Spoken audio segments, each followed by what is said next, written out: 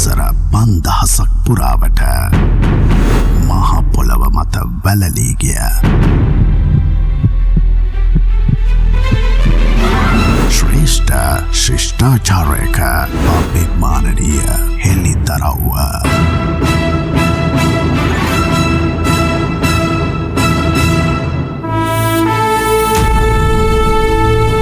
අපට අමතක වගේ අපේ පරපුරේ ලේ උරුමයේ සත්‍ය කතාව රාවණා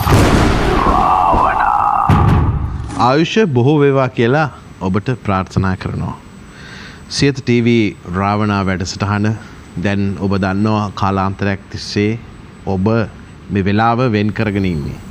මම හිතනවා මේ පිළිබඳව කතා නොකර අපි ඉතා ඉක්මනින් අද වැඩසටහන ආරම්භ කිරීමට පුළුවන්කම තියෙනවා. අද වැඩසටහන වෙනුවෙන් අපි තාම ගෞරවයෙන් ආරාධනා කළා අපේ විශේෂ විද්වත් මණ්ඩලය. පරිසර ගවේෂක ඉතිහාස ගවේෂක මේ දවස්වල ඉතාම වේගයෙන් ඉදිවෙන සොබා දහමේ සොබාදම් ගොවිපොලේ නිර්මාතෘවරයා අපේ තිලක් කන්දේගම මහත්මයා ආයුෂ බොහෝ වේවා කියලා ඔබතුමා පිළිගන්නවා.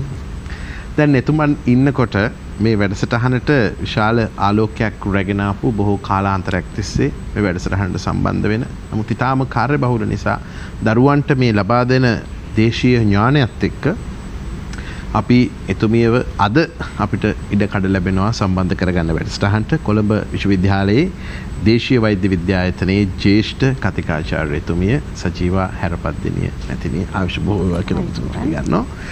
දැන් අපි වැඩසටහන් ගණනාවක් මැදිරියෙන් පිටත පැවැත්තුවා. ඒ වැඩසටහන් මාලාව කිසියම් රටේ පවතින තත්ත්වය නිසා වෙනස් වුණත් ඒ වැඩසටහන් මාලාවේ යා යුතුව තිබුණු තැනක් සොයා යුතුව තිබූ කෙනෙක් අපි යලි අද මැදිරියට කැඳවාගෙන ආවා. විශේෂයෙන්ම ඕගොඩපොළ වෙද පරම්පරාවේ වර්තමාන දේශීය වෛද්‍යවරයා ඒ වගේම අපේ රටේ බොහෝ දෙනෙක්ගේ ගැටලු වලට ප්‍රශ්න වලට ජීවිතය ජීවත් කරපු ආයුෂ වැඩි කරපු වෛද්‍යවරයා තනුෂ්ක රවිප්‍රිය කස්තුරි ආරච්චි මහත්මයාව ආයුෂ බොහෝ වේවා කියලා පිළිගන්නවා. දැන් අපි මේ වැඩසටහන් මාලාවේදී මෙතුවක් කතා කරපු මාතෘකා සියල්ලත් හරි අද කතා කරන ටිකක් වෙනස් ආරම්භයක් හරි කියලා මම විශ්වාස කරනවා. මොකද මේ රාවණ ශක්තිය එහෙම නැත්නම් රාවණ ශිෂ්ටාචාරය ඒක බොහොම දැවැන්ත ශිෂ්ටාචාරයක් බව අපිට පැහැදිලි වෙනවා. අපි මැදිරියේ කළ කතා බහෙන් අමතරව අපි එලිමහනට ගිහිල්ලා විශේෂයෙන්ම ඒ තැන්වලට ගිහිල්ලා මානෑව වගේ ප්‍රදේශවලට ගිහිල්ලා මේ ඉතිහාසයේ බොහෝ සාධකත් එක්ක කතා බහ කළා. මෙවැනි යෝධ ශිෂ්ටාචාරයක් මෙවැනි අති සූක්ෂම තාක්ෂණයෙන් හෙබි ශිෂ්ටාචාරයක් බිඳ වැටෙන්නට හේතුව කුමක්ද කියන කාරණාවෙන් අද ටිකක් වෙනස් තැනකින් අපි ආරම්භ කරනවා. මොකද මේ ශිෂ්ටාචාරය මේ රාවණ යලි පිබිදීම අපි කතා කරනවා නම් ඒක පවත්වා ගැනීමට මේක නැති වෙච්ච හැටි අපි හොයලා බලන්න ඕනේ කන්දේගම මහත්මයා. ඇත්තටම සංක මම දවසකුත් කිව්වා මම ඉස්කෝලේ යන කාලේ මට විෂයන් තෝරා ගන්න තිබුණු අවසරය මත මම ප්‍රතික්ෂේප කරපු විෂය ඉතිහාස විෂය. මම අද ඒ පිළිබඳව සන්තෝෂ වෙනවා. බැරි වෙලාවත් දැනට උගන්වන ඉතිහාසය හදාරගෙන ගියා නම් මං ඒ ඉතිහාසය තුලම මමත් බොඳ වෙලා යනවා. එතකොට මම සාමාන්‍ය ඔය ඉතිහාසඥයෙක්. හැබැයි එදා ඒ විෂය අතෑරපු මම අද ආසාවෙන් හදාරන්නේ ඉතිහාසය. හැබැයි අතෑරපු ඉතිහාසයට එහා ඉතිහාසය. එයින්ද සිද්ධ වෙනවා මේ ලියලා තියෙන ඉතිහාසයන්ට අමතරව නොලියූ ඉතිහාසයන් හදාරන්න. ඒ කියන්නේ ශ්‍රී ලංකාව විතරක් නෙවෙයි ලෝකේ. මොකද මම හැමතිස්සම කියන දෙයක් මගේ මාතෘ භූමිය පෘථිවිය මම පෘථිවිවාසියෙක්. එහෙනම් මගේ මාතෘ භූමියේ වැළලී ගිය ඉතිහාසයක් මා සෙවිය යුතුයි කියන තැන මම හිටියා. පස්සේ ඒක තමයි මගේ යෝධ පිම්මේ මුල් පියවර. ඉන්දා මොහන්දු දාර හරප්පා ශිෂ්ටාචාරය තරමක් දුරට ලියවිලා තියෙනවා.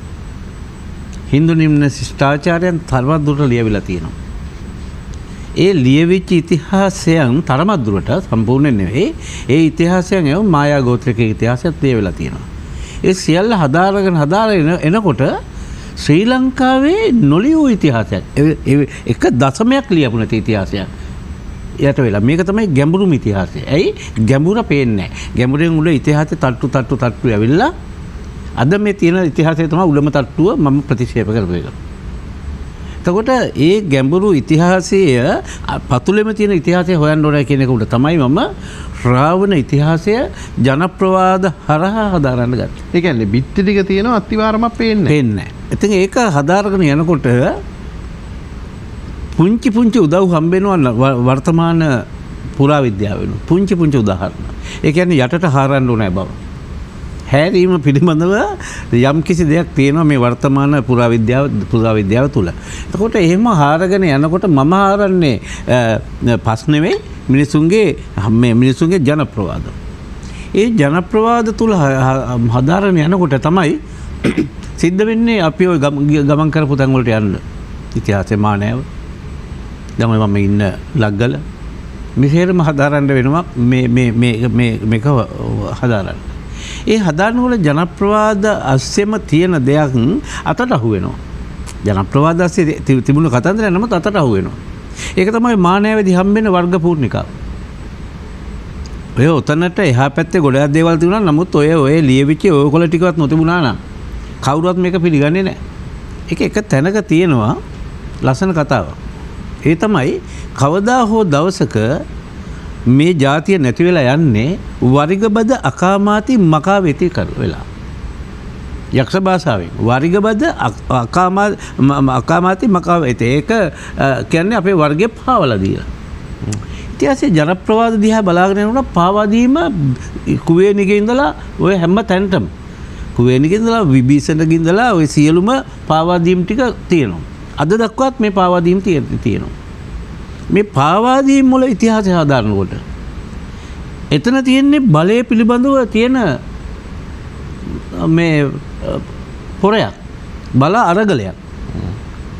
ඒ බල අරගලය තුන තමයි මම හිතන්නේ මේ ලෝකෙම තිබුණු මේ මහා ශිෂ්ටාචාරයන් විනාශ වෙලා ගියේ. අවසාන වශයෙන් බලය ලබා ගන්නා වූ ක්‍රම හඳුනගත්ත මිනිස්සු අර සැබෑ නායකයෝ ගේ ඉතිහාසයත් එක්ක විනාශ කරලා දාලා ඒක උඩ ගොඩනගපු ඉතිහාසයෙන් තමයි අපේ අද ඉතිහාසය කියලා හදාරන්නේ. එතකොට කොහොමද මේ දක්ෂම කවුරුත් පිළිගන්නවා මුළු ලෝකෙම පිළිගන්නවා දක්ෂම මේ නායකයෝ හිටපු ඉතිහාසය රාවණ ඉතිහාසය. ඒක ශ්‍රී ලංකාවට විතරක් අයිති එකක් නෙමෙයි මුළු ලෝකෙටම. රාවණ කියන රාජ්‍ය පරම්පරාව.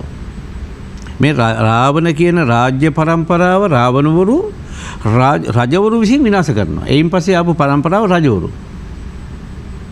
එතකොට ඒ රජවරු විසින් මේ රාවණවරු අයින් කරලා දානවා. ලංකාවේ සුවිශේෂී වෙන්නේ මම හැමදාමත් කියන විදිහට අවසන් රාවණවරයා වාර්තා වෙන්නේ ශ්‍රී ලංකාවේ. ඔහු තමයි රවුලු රාවණ. එතකොට මේ රවුලු රාවණගේ අන්වර්ථ නාමය තමයි දසිස්. මෙතන තමයි අපි පටලගෙන තියෙන ඔලු 10ක්. ඔලු 10ක් ඉන්න සත්වෙත් තියෙන්න බෑ. ඉන්න බෑ. එතකොට ඒ ඔලු 10ක් නෙමෙයි ඒක තුල එක්කෝ ඔහුට තියෙන රාජ්‍යයන් 10ක් එහෙම නැත්නම් ඔහුගේ ඥානෙ 10ක්. මමත් මේක හදාරනකොට ඔහුගේ රජවල් 10ක් නෙමෙයි ඔටුනු 10ක් නෙමෙයි මේ බුද්ධිය පිළිබඳව තමයි මේ 10 කියන එක තීන්දුවට එනවා මම ඔප්පු කරන්න සාක්ෂි සහිතව. ඔහුගේ විද්‍යාවල් 10ක් හඳුනාගත 10ක් විස්තර කරන්න පුළුවන් 10ක් ඔහුගේ ඥානයන් තුල තියෙනවා.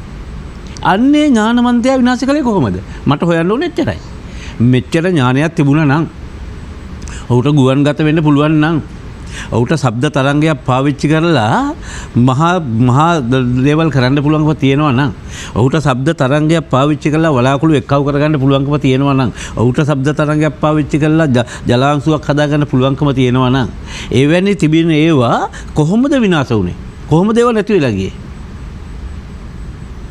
නැති වෙච්ච දේ තමයි ඔන්න ඔය තියෙන්නේ ඔන්න ඔය වරිගබද අකාමාති මකාවේති කියන සංකල්පය. ඒ පාවා දීම පිළිබඳව තිබුණු කතන්දරය. පාවා දීමට බයෙන් මේ ශාස්ත්‍රය එළියට දුන්නේ නැහැ. තමන්ගේ පෞල්ලස්සේ මේක රැකගත්තා. මේ පුස්කොළප තෝර තරම් තියෙනවා අපි ගාව. දක්ෂම මිනිහෙකුට අරනකොට මේවා කියව ගන්න බෑ. ඇයි? පාවා දීමට බයෙන් පාවාදීම පිළිබඳව තිබුණු සැකයේ හින්දා මොකද පාවාදීම අත්දැකීමෙන් උන් ගාව තිබුණා. විභීෂණලා කුවෙන්ලා කරපු පාවාදීම් අත්දැකීමෙන් තිබුණා. යකෙක් නම් යක්ෂ ගෝත්‍රිකයෙක් නම් සැකෙන් බලනවා. ඒ කතන්දරයක් නැහැ. එන්නේ මොකාටද කියන කාරණේ සැකෙන් බලනවා කවුරු හරි එනකොට. මොකද තමන්ගේ අරසාව නඳා. ඒ හින්දා මේකේ තියෙනවා අපි තේරෙන භාෂාවෙන් කිව්වොත්. හරිද? පාස්වර්ඩ් එක. ඒ පාස්වර්ඩ් එක ඒ කියන ඒ රහස හරියට හඳුනාගත්ත කෙනෙකුට කියවන්න පුළුවන්. නැත්තම් නොඹ යනවා. මම දවසක් මම හිතන්නේ තේරුම් කරලා දුන්නා. කටුසු පත්‍ර, සූණු පත්‍ර, තනිවැල්ල පෙරුමාල්, නවසි වතුරෙන් අඹරා, කිරිබත් වලින් වැටියක් සාදා ගලට වක් කරනවා. ඒතකොට ගල කියන්නේ ගල් වෙච්චි ගෙඩියට. ගල් වෙච්චි ගෙඩියක් මෙලෙක් කිරීම සඳහා තමයි අර බෙහෙත මේක ලියදුනේ. මේක වෙන කෙනෙකුට අවුන මොකද වෙන්නේ? කටුසු පත්‍ර, සූණු පත්‍ර මේවා ඔක්කොම හොයවා දඟලයි. නමුත් මෙවැනි රහස්‍ය වචන වලින් මේවා අංගලා තියෙන්නේ මෙන්න මේ හේතුව හින්දා. ඒ හේතුව නිසාම තමයි මම හිතන්නේ මේ මහා ලොකු ශාස්ත්‍රය වැහිලා ගියේ. ඒ හින්දාම තමයි උත්සාහ ගන්නේ මම මේකට ගරහන මිනිස්සුන්ට මේකට ගරහනවා. රාවණෙක් හිටියේ නෑ, රාවණ කියලා සතෙක්වත් හිටියේ නෑ. එහෙම කියන මිනිස්සු ඕන තරම් ලංකාවේ ඉන්නවා. ඒ දැනගෙන කියනවා නම් ප්‍රශ්නයක් නෑ. විෂය හදාarලා ඇවිල්ලා සත්‍ය හදාarලා ඉතිහාසය හරියට හදාගෙන ඇවිදින් එහෙම කිව්වට කමක් නෑ. නමුත් එහෙමත් නැතුව ද්වේෂ සහගතව මේක විවේචනය කරනකොට මේකට පහර දෙනකොට ඒ පහරදී අපි සියත අපි නැත්තම් මේ සඳහා ඉදිරිපත් වෙච්ච අපි දැන් මේක ඔප්පු කරන්න ඕන විද්‍යාත්මක සාක්ෂි සහිතව. විද්‍යාවට බෑ ඒක ඔප්පු කරන්න. විද්‍යාව තාම අන්ධ බොළඳ මට්ටමේ තියෙනවා. අපි දන්නවා මේ විද්‍යාව දියුණු වෙමින් යන්නේ ඉස්සරහට. යන එකට දැනට තියෙන ටිකෙන් බෑ මේක විස්තර කරන්න. එම තියෙන එකෙන් හරි අපි විස්තර කරන්න ඕනේ කියන තැන ඉඳගෙන තමයි මම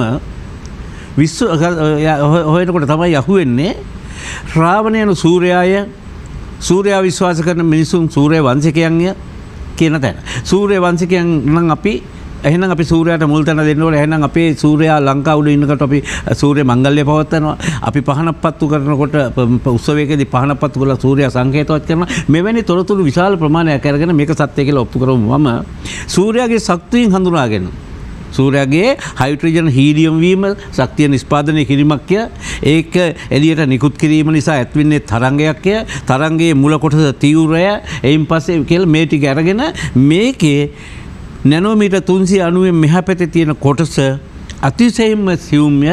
එය ඊටාම හොඳින් පාවිච්චි කරන්න අපේ මේ හිටපු හෙළයන්ට පුළුවන්කම තිබුණාය. ඒකෙන් විශේෂයි යක්ෂ ගෝත්‍රිකව සහ දේව ගෝත්‍රිකව කියන එක ඔප්පු කරන්න සාක්ෂි හොයමින් සාක්ෂි අතර අරගෙනමින් තමයි දැන් මේ දවස්වල මම ඉන්නේ. ඒ නිසා තමයි ඔවුන්ගේ නිජබිම් කලාව මම ගිහිල්ලා ඒවැ පැලපදියම් වෙන්නේ.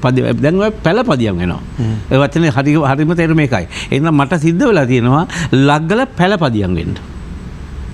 ඉපදෙන්නේ සබරුන්ගේ ගමේ සබරගමුවේ.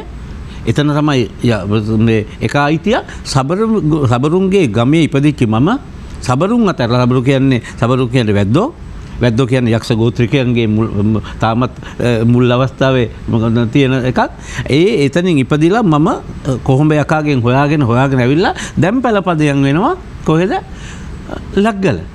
ඇයි ලග්ගල පැලපදියම් වෙන්නේ? ලග්ගල ඉලක්ක කරගත්ත ගලක් නිසා. තමන්සලා දකින්නවා අපි මේ දවස්වල පෙන්නනවා බොහෝ විට පෙන්නනවා ඒ පැලපදියම් වෙච්ච තැනක අතිශයින් රහස් තැනක. අතිශයින්ම රහස් ඇඟ වෙච්ච තැනක. මම දැන් මේ මගේ යුතුයකම ඉෂ්ට කරන්න යුතුයකම ඉෂ්ට කරන විතර නෙමෙයි මම එතන ඉන්නකොට මම එතන උගන්වනකොට රටේ නෙමෙයි ලෝකෙම මිනිස්සු එතන එන බව දන්නවා. ලෝකෙටම මම කෑ ගහලා කියන්න පුළුවන් ඔප්පු කරන්න පුළුවන් මේකයි මේ කතන්දරය කියලා. ලෝකෙටම හඬගා කියවෙන මේ ඉතිහාස කතාවේ තවත් සාක්ෂි සහිත සුවිශේෂ කෙනෙක් දිහාවට හැරෙනවා මම. ඒ තමයි අපේ ජ්‍යෙෂ්ඨ කථිකාචාර්යතුමිය හැරපත්දිනිය මහත්මිය. දැන් කන්දෙගම මහත්මයා කියන විදිහට මේ දසිස් ශ්‍රාවණීන්ගේ ශක්තියින් 10ම යටගහන්න හංගලා දාන්න නැති කරලා දාන්න උත්සාහයක යෙදුණා. එතකොට මේ රස විද්‍යාව රස වෙදකම කියලා කියනවා. මේ විෂය ඔබතුමිය කාලාන්තරයක් තිස්සේ විශ්වවිද්‍යාලයේ දරුවන්ට කියලා දෙනවා. දැන් බැලුමට මේ වෙදකම මේ විෂයත් හංගලා යට කරලා දාලා නේද තියෙන්නේ දැන් නව පිබිදීමක් වගේ එකක් ඇති වෙනව නේද? මෙහෙම හැඟීමක් ඔබතුමීටත් දැනෙනවා ඇති. මේ විෂය හොයාගෙන එනවා. මේ විෂයම ඉගෙන ගන්න එනවා. දරුවෝ විවිධ ප්‍රශ්න අහනවා.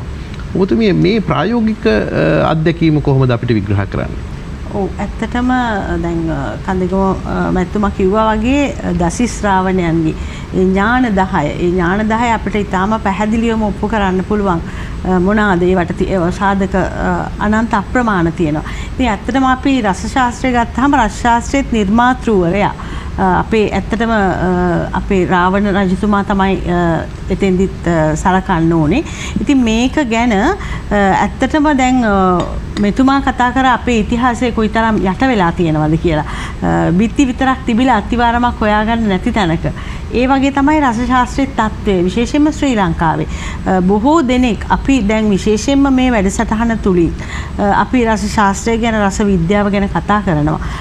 බොහෝ දෙනෙකුට ඒ ගැන පිබිදීමක් ඇති වෙලා තියෙනවා. මේක මොකද්ද මේ ශාස්ත්‍රය?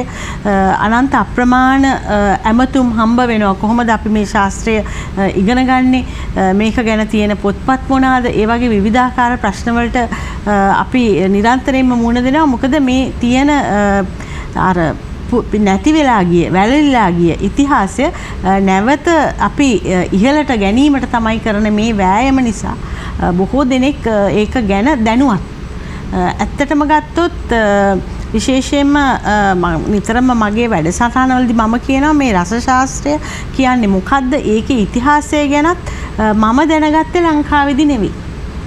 මමත් ඒ පිළිබඳව ඒ කියන්නේ මේකට ලංකාවේ තියෙන තැන ඒ වගේම ලංකාවෙන් කොයි ආකාරයෙන්ද මේ රස ශාස්ත්‍රය කියන දේ ලෝකෙට ගියේ කියන එක මමත් ඉගෙන ගත්ත ඉන්දියාවේදී.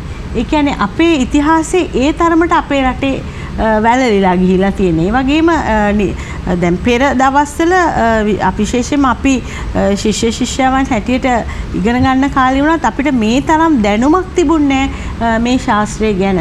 ඒකෙදි වැඩිදුර අධ්‍යයනය කිරීමෙන් මේකේ මූලික ස්ථානය ශ්‍රී ලංකාව. මේ ශ්‍රී ලංකාවේ අපිට උරුම දෙයක් තමයි අපි මේ ඉගෙන ගන්න කියන එක බොහොම කාලයක් ගියාට පස්සේ තමයි මටත් වැටහුනේ. ඉතින් ඇත්තටම මේක එහෙම වැළලීලා යන්න දෙන්න පුළුවන් ශාස්ත්‍රයක් නෙවෙයි. අපි දන්නවා අපි හිතනවා සමහර රෝගවලට ප්‍රතිකාර කිරීමේදී බටහිර වෛද්‍ය විද්‍යාවෙන් පුළුවන් ඒ සියලුම රෝගවලට ප්‍රතිකාර කිරීමට කියලා බොහෝ අය තුල එහෙම මතයක් ඇති වෙන්න පුළුවන්. නමුත් මේ රෝග දැන් සමහර රෝග නම් අපි දන්නවා ඊටම මෑතකදී මිනිස්සුන්ට Tamanගේ ඇවතුම් පැවතුම් වල වැරදි තත්ත්ව නිසා වැළඳුණු රෝග. නමුත් සමහර රෝග කියන්නේ මිනිස්සු මේ ලෝකයට ඉපදුණු දවසේ ඉඳන් මේ මිනිස්සු විවිධ රෝග වලට මුහුණ දෙන්නේ නැති. ඒවට සාර්ථක ප්‍රතිකර්ම විශේෂයෙන්ම ඔය නවීන වෛද්‍ය විද්‍යාව එන්න කලින් මේ රස ශාස්ත්‍රය ඒ වගේම අපේ තියෙන ආයුර්වේද දේශීය ප්‍රතිකාර මේවා මගින් තමයි ඒවට සාර්ථක උත්තර හම්බෙලා තියෙන්නේ.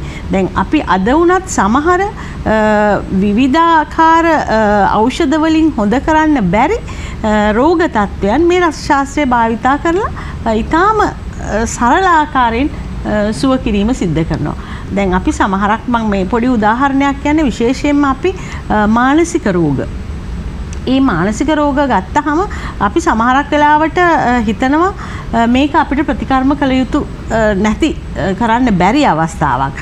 ඉතින් විවිධාකාර මානසික තත්ත්වවලදී අපි ඒගොල්ලන්ට උපදෙස් ලබා දීමත් එක්ක ඖෂධ දීමට මැලිකමක් දක්වනවා. නමුත් රස ශාස්ත්‍රයේ ඒ විශේෂ මානසික රෝගවලට පවා ඖෂධ දක්වලා තියෙනවා. ඉතින් ඒවා ඊට සුළු ප්‍රතිකර්ම වලින් ඒවා මැඩ පවත්වපු ප්‍රායෝගික අත්දැකීම් අපිට තියෙනවා. ඉතින් ඒ කියන්නේ මේ තරම් වැදගත් ඖෂධ තියෙන විවිධාකාර නිමයුම් සංස්කරණ වලින් සිදු කරන මේ ඉතිහාසය අපි නැවත ඒකට දෙන්න ඕනේ. ඒක නිසි ස්ථානය ලබා දෙන්න ඕනේ. ඒ හින්දා අපි ඇත්තටම මේ වෑයම ගැන මම ඊටාම සතුටු වෙනවා. කොයිතරම් කාර්ය බහුල වුණත් මේ අපේ ජනතාව මේ අපේ ඉතිහාසය ගැන අපේ වැළලීලා ගිය ශාස්ත්‍රය ගැන දැනුවත් කරන්න මට මේ අවස්ථාව ලැබීම ගැන මම ඊටාම සතුටු වෙනවා. දැන් ඔබතුමිය මේ දැනුම බෙදා හදා දෙනකොට පරම්පරා ගණනාවකට මෙය ප්‍රායෝගිකව අත්හදා බලමින් බොහෝ දෙනෙකුට සුවේ සලසා දෙන ආයුෂය වර්ධනය කර දෙන ආයුෂ අවසන් කියලා හිතාගෙන සමහර වෙලාවකට ජීවිතය පිළිබඳ සියලු බලාපොරොත්තු අතහැරගත්තු අය අපිට දුරකථන ඇමතුම් වලින් කතා කරලා අපේ කස්තුරිආරච්චි වෙද මහත්මයාගේ දුරකථන අංකය ඉල්ලනවා. ඒ නිසා දැන් ඒ වැළලී යන්න නොදී මේ කරන්න හදන්නේ යලි මේක රැක ගැනීම පිණිස බොහෝ දේවල් අරගෙනත් ඇවිල්ලා තියෙනවාද ප්‍රායෝගිකව මේ ගැන කතා කරන්න. මම හිතන්නේ ඔබතුමාට බොහෝ දේවල් කියන්න තියෙනවාද? දැන් ඇත්තටම මේ අපේ කන්දගම මහත්තයා ආරම්භ කළා වගේ දැන් මේ හෙළය රාවණ රජතුමාගේ කාලේ ඉඳන් පාවාදීම් වලින් බහුල අවසාන ලොකුම පාවාදීම 1818 සිදු කරපු හෙළ ජාතිකය තමයි මේ ඉපදිලා ඉන්නේ. අපේ ජාතියේ තියෙන ලොකුම අඩුපාඩුව තමයි පාවා දෙන්නන්ගෙන් බහුල වීම. දැන් මේ රාවණයන්ගෙන් පස්සේ රාවණ විභීෂණ විසින් පාවා දෙනවා ඉස්සෙල්ලාම ලංකා ඉතිහාසයේ ආරංචි වන ඉස්සෙල්ලාම පාවා දීම තමයි විභීෂණයන් රාවණ පාවා දීම. එතනින් ආරම්භ වෙච්ච පාවා දීම අද මේ මොහොත වෙනකල්ම ශ්‍රී ලංකාව තුල පවතිනවා. එතකොට දැන් මේ වෙලාව වෙනකොට රාවණයන්ගේ අවසානයත් එක්කම රාවණයන්ගේ රාජ්‍යත්වයේ අවසානයත් එක්කම ලංකාව අරාජිත දේශයක් බවට පත් වුණා. පත්වලා නොඑක් වර්ග වල යක්ෂ ගෝත්‍රිකයන්ට වෙනම රජවරු, දේව ගෝත්‍රිකයන්ට වෙනම රජවරු, නාග ගෝත්‍රිකයන්ට වෙනම රජවරු වාගේ පාලන තන්ත්‍රය බෙදී ගිහිල්ලා කුවේණි දක්වා යන රාජතන්ත්‍රය අපට පෙන්වා දෙන්න පුළුවන්කම තියෙනවා. ඊට අමතරව මේ රාවණයන්ගෙන් පස්සේ අපේ රටට නිරන්තර ආර්යයන්ගේ පැමිණීම සිද්ධ වෙනවා. ආර්යෝ බොහෝ විට ඇවිල්ලා දැන් තනි රජෙක් නැති රටක රජවරු ගොඩක් ඉන්න ගෝත්‍ර ගොඩක් තියෙන රටකට තනි රජෙක් නැති වුනහම මේ පිටස්තර මිනිස්සුන්ට ඇවිල්ලා පදිච්ච වෙන්න පුළුවන් අවස්ථා වැඩි. එතකොට ආර්යයන්ගේ පැමිණීම අපේ රටට බහුල වශයෙන් සිද්ධ වෙනවා. ඉන්දු නිම්න ශිෂ්ටාචාරයේ ඉඳලා පැමිණි ආර්යෝ, පර්සියාවේ අනු ආර්යෝ, චීනයේ පැත්තේ ඉඳන් ආපු වෙළඳාමේ ආපු ආර්යෝ ඇවිල්ලා මේ ජනාවාස කරගන්නවා. කරගත්තට පස්සේ එන්න කුවේණිකෙන් පස්සේ වෙනකොට විජය කියන ආර්ය ගෝත්‍රිකයෝ ලංකාවට එනකොටත් ආර්යයන්ගේ බලය යක්ෂ ගෝත්‍රිකයන්ගේ බලය අභිභව යන තරම් තිබුණා. මොකද ආර්යයන්ට හැම වෙලෙම පිටස්තරෙන්ගේ ආරක්ෂාව ලැබුණා. යක්ෂ ගෝත්‍රිකයෝ කියන ස්වදේශීය ධන කොටසක් මේ හින්දා ආර්යයෝ අනාර්යයෝ අතර ගැටුම් ඇති වෙන්න පටන් ගත්තා. මේ ගැටුම් වලින්දී ආර්යයන්ට හරි නායකත්වයක් නොතිබුණු නිසා විදේශීය සම්බන්ධතා අඩු නිසා වෙනකොට ආර්යයෝ හැම වෙලෙම අනාර්යයෝ හැම වෙලෙම පරදින්නත් ආර්යයෝ දිනන්නත් පටන් ගන්නවා. ඒකේ සුලභ හොඳම සිදුවීම තමයි විජයගේ රාජ්‍යත්වය. ආර්යයන්ගේ පිබිදීම. විජයගේ රාජ්‍යත්වයත් එක්කම ආර්යයන්ට තමයි විජය ඇතුළු පිරිස අපේ රජ පරම්පරාව වැඩියෙන් උදව් කරන්න පටන් ගන්න. අපේ මානව විමලරත්න හාමුදුරුවෝ ඇත්තටම මේක ලස්සනට පෙන්වා දීලා තියෙනවා උන්වහන්සේගේ කෘතිවල. ඊට පස්සේ අපේ රක්ෂ ගෝත්‍රිකයන්ට යම් සම්බන්ධතා ඥාති සම්බන්ධතා ඇති වෙන රජවරු විතරයි යක්ෂ ගෝත්‍රිකයන්ට හා ස්වදේශීය ජනතාවට හා යක්ෂ ගෝත්‍රිකයන් බුදුරජාණන් වහන්සේට ආරාධනා කරලා ඉන්දියාවේ ඉඳලා වැඩලා මෙහෙ දේශනා කරපු සූත්‍ර ඉඳන් අපි ගාව තිබුණා. විසකුම්බන සූත්‍රය. විසකුම්බ සූත්‍රය අපේ මානව විමලරත්න මහාඳුරු ගාව සුරක්ෂිතව තිබුණා. ඇත්තටම ඒක ජාතිය වාසනාවක්. නැත්තම් අපිට කතා කරන දේවල් අද මේනකොට නැති වෙලා. මොකද විසකුම්බන චෛත්‍යයත් අද නැහැනේ. අද නැහැනේ. එතකොට ඒ ඉතිහාසය පෝෂණය කරපු ආර්යයන්ගේ බුදුරජාණන් වහන්සේගෙන් ආරම්භ වෙන මහා සංඝයා වහන්සේලා හිටියා අපේ මිහිඳු මහරහතන් වහන්සේ වඩිනකොට මිහිඳු මහරහතන් වහන්සේ වැඩි එකනොත් උනේ ආර්ය අනාර්ය ප්‍රශ්නය සංඝ ශාසනයටත් ඇතුළත් වුණා. එතකොට ඒ කාලේ වෙනකොට භික්ෂුන් වහන්සේලා යක්ෂ ගෝත්‍රය මම මෙතන කියන්නේ බුදුහාමුදුරුවෝ හෙළෙක් කියන එක නෙවෙයි මෙතන කියන්නේ. අන්න පරිදි මෙහෙ වැඩලා මෙහෙ බොහෝ කාලයක් හෙළේ බුදුරජාණන් වහන්සේ ජීවත් වුණා. වැඩ සිටියා. එච්චරයි මෙතන ගම්මේ වෙන්නේ නැත්නම් මේක වැරදි අදහස් සමාජගත වෙන්න පුළුවන්. ඒකට බුදුරජාණන් වහන්සේගෙන් ආරම්භ වෙච්ච අනාර්ය පැවිදි සම්ප්‍රදාය මෙතෙන්දී ගැටුමක් ඇති ගන්නවා ආර්ය පැවිදි සම්ප්‍රදායත් අතර ජේතවන අභයගිරි වගේ විහාර දෙකක් හැදිලා අභයගිරිය අනාර්යයන්ටත් මහා විහාරයේ ආර්යයන්ොත් සතු වෙනවා. එතකොට මේ ධර්මයේ පිළිබඳවත් ගැටලුවක් ඇති වෙනවා. මේ වෙලාවේ හිටපු ඍෂිවරු ලංකාවේ එනකොට ඍෂිවරුත් හිටියා ස්වාමීන් වහන්සේලාත් හිටියා. එතකොට මේ ආර්ය ජන කොටස් මේ ලංකාවේ තමන්ගේ බලය ව්‍යාප්ත කරනකොට අනාර්යයන්ට රාජ්‍ය අනුග්‍රහය නැති වෙනවා. සමහර රාජ්‍ය අනුග්‍රහය නැතිකොට සමාජයේ පිළිගැනීම නැති වෙනවා. මේ නිසා අනාර්යෝ වෙනත් රටවලට සංක්‍රමණය වෙන්න පටන් ගන්නවා. අනාර්ය බුද්ධිමතු. එතකොට අනාර්ය ස්වාමීන් වහන්සේලා දකුණු ඉන්දියාව හරහා උතුරු ඉන්දියාවට ගිහිල්ලා විද්‍යායතන බිහි කරන මොකද අනාර්යව සතිව තමයි තිබුණේ තාරකා රාවණගේ දස බල ශාස්ත්‍රයේ තිබුණේ අනාර්යවත්තේ දේශීය වෛද්‍ය ඥානය ඊට පස්සේ තාරකා විද්‍යාව මන්ත්‍ර විද්‍යාව තන්ත්‍ර විද්‍යාව මේ දසවිධ විද්‍යාවම දැනගෙන හිටියේ අනාර්යෝ අනාර්ය ඍෂිවරු සහ අනාර්ය මහා සංඝරත්නය ආර්යයන්ගේ බලපෑම මත ශ්‍රීලංකා අතාරිනවා අත්හැරලා ඔවුන් යනවා වෙනත් රාජ්‍යයන් කරා යනවා. ගිහිලා තමයි ඉන්දියාවේ මහා නාලන්දා වගේ විශ්වවිද්‍යාල පවා බිහි වෙන්නේ. නාලන්දා විශ්වවිද්‍යාලයේ අතීතය ගැන කතා කරනකොට ලංකාවෙන් ගියපු ආචාර්යයන් වහන්සේලා බොහෝ දෙනා වැඩෙන්නලා තියෙනවා. මෙතුමිය රස විද්‍යාව ඉගෙන ගන්නෙත් මේ රටේ නෙවෙයි කියලා ආයි පැහැදිලි වුණා. දැන් මම එතන තමයි එන්නේ යන්නේ. එතකොට මේ රස ශාස්ත්‍රයත් මේ එක්කම ඉන්දියාවට බොහෝ දකුණු ඉන්දියාවත් තමයි මේ අපේ රට එපා මිනිස්සු ගියේ දකුණු ඉන්දියාවට අපේ ඍෂිවරු. ගියාම රස විද්‍යාව දකුණු ඉන්දියාව තුළ ඉතාමත්ම ප්‍රචලිත වෙනවා. සින්දූරම් වෙදකම කියලා. මේ රස විද්‍යාව ඉන්දියාවේ දකුණු පළාතේ තමයි ප්‍රසිද්ධ වෙලා තියෙන්නේ. එතකොට ලංකාවේ ආభాෂයෙන් තමයි රස විද්‍යාව ඉන්දියාව තුළ විකාශනය වෙන්නේ.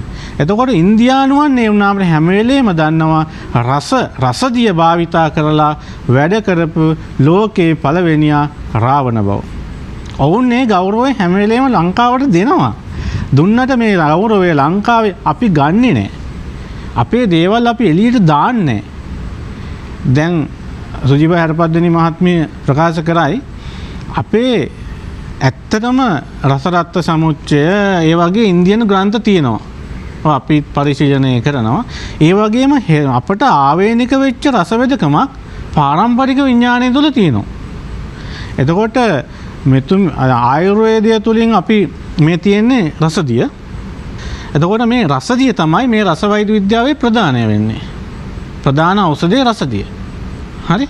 එතකොට මේ රසදිය රසදිය විස මරන් මේක දැන් අපි මම මේකට තව ඔහාර කීපයකින් භස්ම ගෙනාවා. මේ වැරදි මතයක් තියෙනවා. අපි මේ රස වෙදකමේ තියෙන බේජ්ජාති දුන්නාම මේක බැරලෝහ වශයෙන් තැම්පත් වෙලා වකුකඩුව අක්මාව විනාශ කරනවායි කියලා. ඒ කියන්නේ වෙදකම ගැන නොදත් යුරෝපීය දැනුම් සම්භාරයක් උරුම කොටගත් ඔවුන් තමා කියන්නේ අපේ රසවේදකමේ බේත් බීපුවාම රසදිය ශරීරගත වෙන්න හොඳ නෑ. හරියට ලෝක මහා විසක් ඔය කට්ටියමනේ කියන්නේ රාවණයන් කියලා කෙනෙක් හිටියේ නෑ කියලා ඉතිහාසය ගැන මුකුත් දන්නේ නැතුව. දන්නේ නැතුව. කන්දක මහත්තයා කිව්වේ. ඔව්. එතකොට කියන රසදිය කියන්නේ මහා විසක් ශරීරගත වෙන්න එපා. ශරීරගත කරගත්තොත් එහෙම ඔක මේ අක්මා අකඩුව කියලා තැම්පත්වත් මැරිලයි කියනවා. මම ඒකට උදාහරණ අද ඔප්පු කරලා පෙන්නනවා රසදියද අපි බේත් වල මේ තියෙන රසදිය. මේක දාලා ගුලියක් හරි කල්කයක් හරි අමරලා දුන්නොත් එහෙම අර ඒගොල්ලෝ දිනු. අපි පරාදයි. ඒක බැරලෝහ විදියට ගිහිල්ලා ඇඟේ තැම්පත් වෙලා මිනිහාගේ ජීවිත හානිය සිද්ධ වෙනවා. මේ තියෙන්නේ අපි බෙහෙතට ගන්න රසදිය. දැන් ඔබතුමාට මේක රසදිය කියලා පේනවද? නෑ. මේක රස භස්ම. කුඩක් විදිහටනේ පේන්නේ. කුඩක් විදිහ මේක භස්මයක්. කියන අලු තියෙන මෙතන. මේ රසදිය ඉස්සෙල්ලාම මේ රසදිය අපි පෙරාගන්නේ මෙන්න මේ ද්‍රව්‍යයෙන්. මේකේ අපේ පරම්පරාවේ කියන්නේ මේක සාදිලිංගම් උලාබිලිංගම් කියලා තවත් වර්ගයක් තියෙනවා කියනවා. රසදිය වැඩිපුර ගන්න පුළුවන් සාදිලිංගම් වලට වැඩිය උලාබිලිංගම් කියන જાතියෙන් කියලා තමයි කියන්නේ. ඒක මේකෙම ප්‍රභේදයක්. සමහර මේකත් ඒකද දන්නේ අපි මේ වෙනකොට උලාබිලිංගම් කියන જાතිය අඳුරවන්න දන්නේ නැහැ. දැන් මෙතුමිය නම් කිව්වා මේකේ තියෙන ප්‍රභේද ගැන. මෙතුමිය ඉස්සරහදී විග්‍රහ කරයි. අපේ පාරම්පරිකව අපිට ගන්න කියලා තියෙන වැඩිපුර උලාබිලිංගම් තමයි පුළුවන් නම් හොයාගන්න තියෙන රසදිය නිස්සාරණය කරන ලේසි කියලා. එතකොට මෙන්න මේ ලෝහයෙන් තමයි මේ පාෂාණයක් මේක මේ ගිනි කොඳු ආශ්‍රිත ලැබෙන පාෂාණයක් මේක ඌර්ධ පාතනය අදප්පාතනය කියන පාතන විදි තියෙනවා ඒක ආයුර්වේද ක්‍රමයට අපි ඉතින් මේක නිස්සාරණ ක්‍රමයක් තියෙනවා අපි අතේ අපි මේක දොඩම් ඉස්මෙන් අඹරලා රෙදි කෑලි වල ගාලා මුට්ටි එක අඩු කරලා තව මුට්ටියකින් අහලා යටින් ගින්දර දෙනවා ඒක දීලා හොඳට නිවුනාට පස්සේ උඩ බලුවාම උඩ රසදිය කොටස මෙන්ලා තිනවා අපි ඒක සෝදලා රසදිය ටිකෙන් කරලා ගන්නවා. අරගෙන මේ රසදිය ඊට පස්සේ විස මරන්න ඕනේ. බුලත් ඉස්ම දාලා, ලුණු දාලා, කහ දාලා එහෙම විස මරන්න කිඩාරන් අලයක් ඇතුලේ දාලා තම්බලා ඒ විදිහට මේක විස මරනවා අපි. විස මරලා ඒක තමයි මේ භස්ම කරන්නේ. දැන් මේකද මෙතන තියෙන්නේ. කිසිසේත්ම නෑ. කිසිසේත්ම නැත. මේක තමයි අපි ඔසු පිළිබඳව යොදන්නේ. මේකත් අපි පරීක්ෂා කරනවා වතුර වීදුරුවකට ටිකක් දැම්ම උඩ පාවෙන්න ඕනේ. රේඛා පුරණ විය යුතුයි මේ අල්ල රේඛාව වලට යන්න අපි ඉස්ස දවසකුත් කිව්වා. ඒ තරමටම මේ රස භස්ම සියුම් වෙන්න ඕනේ. එතකොට මේක වෙනම බටහිර වෛද්‍යයන් ඔක්සයිඩයක් දැන් මෙතන තියෙන්නේ. හරි? මේක ශරීරයට කොහෙත්ම අහිතකර තත්වයක නැත. නිසි මාත්‍රාවෙන් යෙදිය යුතුයි. ඒක තමයි නිර්ණය කළ යුත්තේ. එතකොට අපි මේ රසදිය පාවිච්චි කරලා බේත් හදනවා කියන එකෙන් ගම්ම්‍ය වෙන්නේ මෙන්න මේකයි අපි පාවිච්චි කරන්නේ මේ රසදිය නෙවෙයි. රසදිය ඔක්සයිඩ් එක. පුච්චලා ගන්න අලු විශේෂයක්. හරි? ඒතර මේකේ ගුණයයි අතර අහසට පොළොව වාගේ වෙනසක් තියෙනවා. මේකේ ශක්තිය ගැන රස විද්‍යාව දන්නම කෙනෙක් තමයි රස භස්ම වල තියෙන ගුණ ගැන කියන්න දන්නේ. මේ රස භස්ම තරම් ලෝකයේ ශ්‍රේෂ්ඨ දෙයක් කොහෙවත් නැති තරම්. රසදිය තරම් ලෝකයේ ශ්‍රේෂ්ඨ දෙයක් නැති තරම්. ඒ කියන්නේ මේ රස විද්‍යාවම ගොඩ නැගෙන්නේ රස වෙදකමින්. මේ රසදිය තමයි රාවණාගේ කාලේ සියලුම ශාස්ත්‍රයන්ට මූල බීජය උනේ. ගුවන් යානාන එන්ජින් එක ක්‍රියාත්මක කළේ රසදිය වලින්. රාවණ කාලයේදී රසදිය හා පලිඟු තමයි සියලුම තාක්ෂණ මෙවලන් වලින් ඉදිරියෙන් හිටියේ. තොරතුරු සංනිවේදනය කළේ ඒවා කළේ පලිඟු තාක්ෂණය හරහා. අනෙක් සියලුම යාන්ත්‍රික කොටස් පණ ගැන්නුවේ එන්ජින් ක්‍රියාත්මක කළේ අවුසු කොටස් දැනුවේ. දැන් ඇරපද්දිනී මහත්මිය මායක් එකඟ වෙයි. ඔබතුමිය දේශීය වෛද්‍ය චිකිත්සාව ඉගෙනගෙන තියෙනවා. ඔබතුමිය අපේ රත කල්කේ අපේ චන්ද්‍ර කල්කේ ඒ වගේ කල්ක කීපයක් කරනු කොටගෙන ඔබතුමිය පිළිගන්නවා ඇති අපේ තියෙන සියලුම ගුලි රසගුලි දේශීය වෛද්‍ය විද්‍යාවේදී රස ආශ්‍රිත ගුලි හා කල්ක වර්ග තමයි මේ ගුලික වර්ග 4ක් විතර ඔහොම කරලා කිය හැකි රස බේත් නැති ඒවා. නවරත්න කල්කේ බුද්ධරාජ කල්කේ රස තියෙනවානේ. අබින්දානවානේ. එතකොට නවරත්න කල්කේ චන්ද්‍ර කල්කේ රත කල්කේ වගේ බොහොම ටික දෙකයි රස නැතිව තියෙන්නේ. අනික සේරම රස තමයි. මේ රාවණයන්ගේ ශාස්ත්‍රීය දේශීය වෛද්‍යකම තනිකරම රස. ඒ වගේම තමයි ඔහුගේ ගුවන් යානා තාක්ෂණය තනිකරම රසදිය. අනිකුත් ඔහුගේ තාක්ෂණ වල භාවිත වුණේ රසදියයි පලිඟුයි. එතකොට තව මම ඉදිරියේදී විස්තර කරන්නම් රාවණ රජතුමාගේ ගෙල පැලඳි ආභරණයක් තිබුණා. ඒකට කිව්වේ රස මාණික්‍ය කියලා. දැන් මේ රසදිය මේක කාගෙන් හරි ඇහුවොත් ලෝකයේ පවතින ද්‍රව තත්වයේ පවතින එකම ලෝහය කියලා කියන්නේ. මේක අපිට පුළුවන්කම තියෙනවා රාවණ තාක්ෂණයේ ලෝහයක් බවට පත් කරන්න. මේ තියෙන්නේ රසමිනි. මේ රසමිනි කියන එක තමයි රාවණ කාලේ ඉඳන් ඍෂිවරු පාවිච්චි කරපු විශ්ව ශක්තිය Tamanට ආකර්ෂණය කර ගැනීම සඳහා පාවිච්චි කරපු වටිනා පළඳනාවක්. මේ මුතු වලින් තමයි රසමිනි කියන්නේ රස මැණික් කියන එක. අපි කියන්නේ අපේ පොත්වල තියෙන රස මැණික් කියලා තියෙන්නේ. එතකොට මේ රස මැණික් තමයි පාවිච්චි කරලා තියෙන්නේ විශ්ව ශක්තිය ලබා ගැනීම සඳහා. මේකේ අපි ඉස්සරහදී කතා කරමු මේකේ තියෙන ಗುಣ ගැන. මේක අපි රසදිය වලට රසදිය විස මරලා උලාබිලිංගම් වලින් හරි සාදිලිංගම් වලින් රසදිය පාතනය කළා. ඒගත්තු මේ රසදිය වලට යම් රසදිය විස මරලා ඒකට යම්කිසි ඖෂධ මාත්තු දාලා තමයි මේ ගුලි බවට පත් කරන්නේ. එතකොට මේ රසදිය වලට පුළුවන් මේ ගුලි වලට පුළුවන්කම තියෙනවා විශ්වයේ තියෙන නරක කිරණ අපේ ඇඟට වදින එක වළක්වන්නත් විශ්වයේ තියෙන යහපත් කිරණ අපේ ඇඟට ලබා ගන්නත් යහපත් කිරණ ලබා ගන්නත් මේ රසදිය රස මිනිවලට හැකියාව තියෙනවා. අපි ඉදිරියේදී මේ ගැන තව ටිකක් සාකච්ඡා කරමු දෙවෙනි වටේදී. ඒ වගේම මේ රස ශාස්ත්‍රය අද වෙනකොට ලංකාවේ වැළලී යාමට තුඩු දීලා තියෙනවා මේ අපේ රස ශාස්ත්‍රය පිළිබඳ රස වියතුන් අද වෙනකොට දේශීය වෙදකමේ නැහැ. අඩුයි. ඒ නිසා ලහි රස වෙදකම දේශීය අංශයෙන් දැන් ඇත්තටම හැරපද්දනීය මහත්මිය රසදිය විස මරන්නත් ලෝහ වර්ග භස්ම කරන්නත් ආයුර්වේද ක්‍රමයට වැඩිය අපේ ක්‍රමය හරි කෙටි. ආයුර්වේද වෛද්‍ය විද්‍යාවට වැඩිය ලේසියෙන් අපට යකඩ මේ තියෙන යකඩ භස්ම මේ තියෙන යකඩ හරි ජීවන පට්ටලයකින් ලබා ගන්න අපි යකඩ කොටස් මේ තියෙන. හරි. එතකොට මේ යකඩද බේත දැමේ මේ යකඩද? හාහාපුරා කියලා වෙනස් ඖෂධ කොටස් දෙකක්. මේ තියෙන යකඩවල භස්මය. මේ තියෙන යකඩ මේ යකඩ බේතට දැම්මොත් නම් බැරලෝහ වෙලා ගිහිලා තැම්පත් වෙලා ඒ මනුස්සයට මහක් හරි වෙයි. මේක ගාලෙන් පීරක් කරන් දැම්මොත් එහෙම යකඩ භස්ම දානවා කියලා ඒක අදාළ දෙයක් නෙවෙයි. මේ භස්මයේ ඔය ඔක්සයිඩ් එක ශරීරයට උරා ගන්න සුළු ලේ වර්ධනය කරන ඔක්සයිඩයක් බවට තමයි අපේ වෙදකමේදී පාවිච්චි කරන්නේ. එතකොට මේ රස වෙදකම කියන එක අද වෙනකොට අපේ හෙළ රස වෙදකම කියන එක උද්දීපනය කරන්න හොඳ කාලයක් මේ ඇවිල්ලා තියෙන්නේ. කල යුතු කාලයක් මේ ඇවිල්ලා තියෙන්නේ. ඉතින් සුජීවා හැරපද්දනී මහත්මිය වාගේ වියතුන් මේ ලංකාවේ සිටීම ගැන අපි ආඩම්බර විය යුතුයි. ඇත්තටම එතුමියලා හරහා මේ වෛද්‍ය විද්‍යාල තුල හරි මේ රස ශාස්ත්‍රය මේ දේශීය රස ශාස්ත්‍රය ගැන වෙනම අධ්‍යයනයක් කරලා මේක ලංකාවට හඳුන්වා දිය යුතු නියම කාලය මේ කියලා මම විශ්වාස කරනවා. හොඳම වෙලාවේදී හොඳම කාරණා පිළිබඳව කතා කරමින් ඉන්නේ සීතරාවන වැඩසටහනත් එක්ක විශේෂ මතක් කිරීමක් කරන්න ඕනේ. පහුගිය කොරෝනා සමය තුලදී රාවණ වැඩසටහන වෙනස් ආකාරයේ වැඩසටහන් කීපයක් අපි ඔබට අරගෙන ආවා.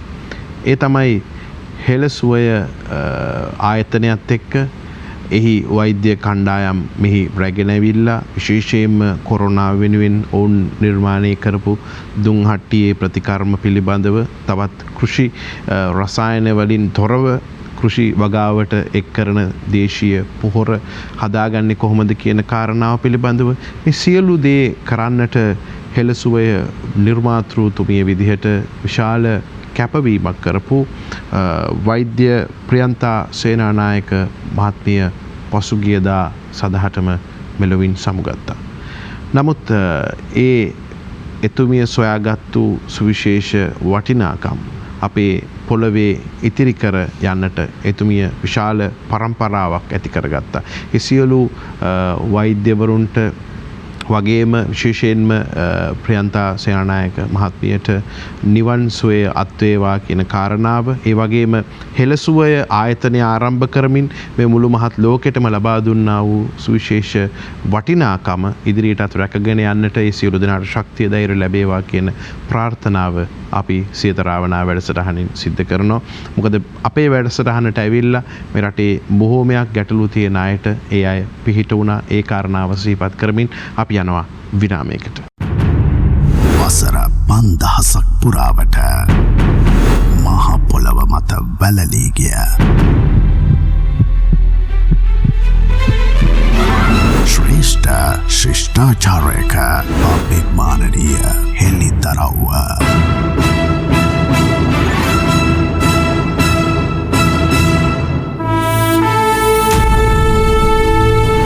අපට අමතක වගේ අපේ පරපුරේ ලේ උරුමයේ සත්‍ය කතාව රාවණා.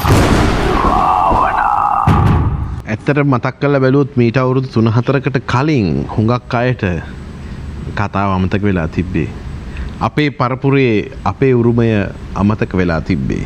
හැබැයි රටක් විදිහට විතරක් නෙවෙයි මේ මහ පොළොවේ ඉපදිච්ච හුඟක් අය ලෝකේ විවිධ තැන්වල ඉඳලා අපිට විවිධ ක්‍රම ඔස්සේ සම්බන්ධ වෙලා කියනවා රාවණා වැඩසටහන සියත මගින් දියත් කරපු මේ මිය ගිහිල්ලා වගේ හිටපු ජාතිය පිළිබඳව රට පිළිබඳව කිසිම අදහසක් නැතුව මිය ගිහිල්ලා හිටපු අපිව යලි පනපෝල අරන් අපිට යලි ජීවය ලබා දුන්නා කියලා.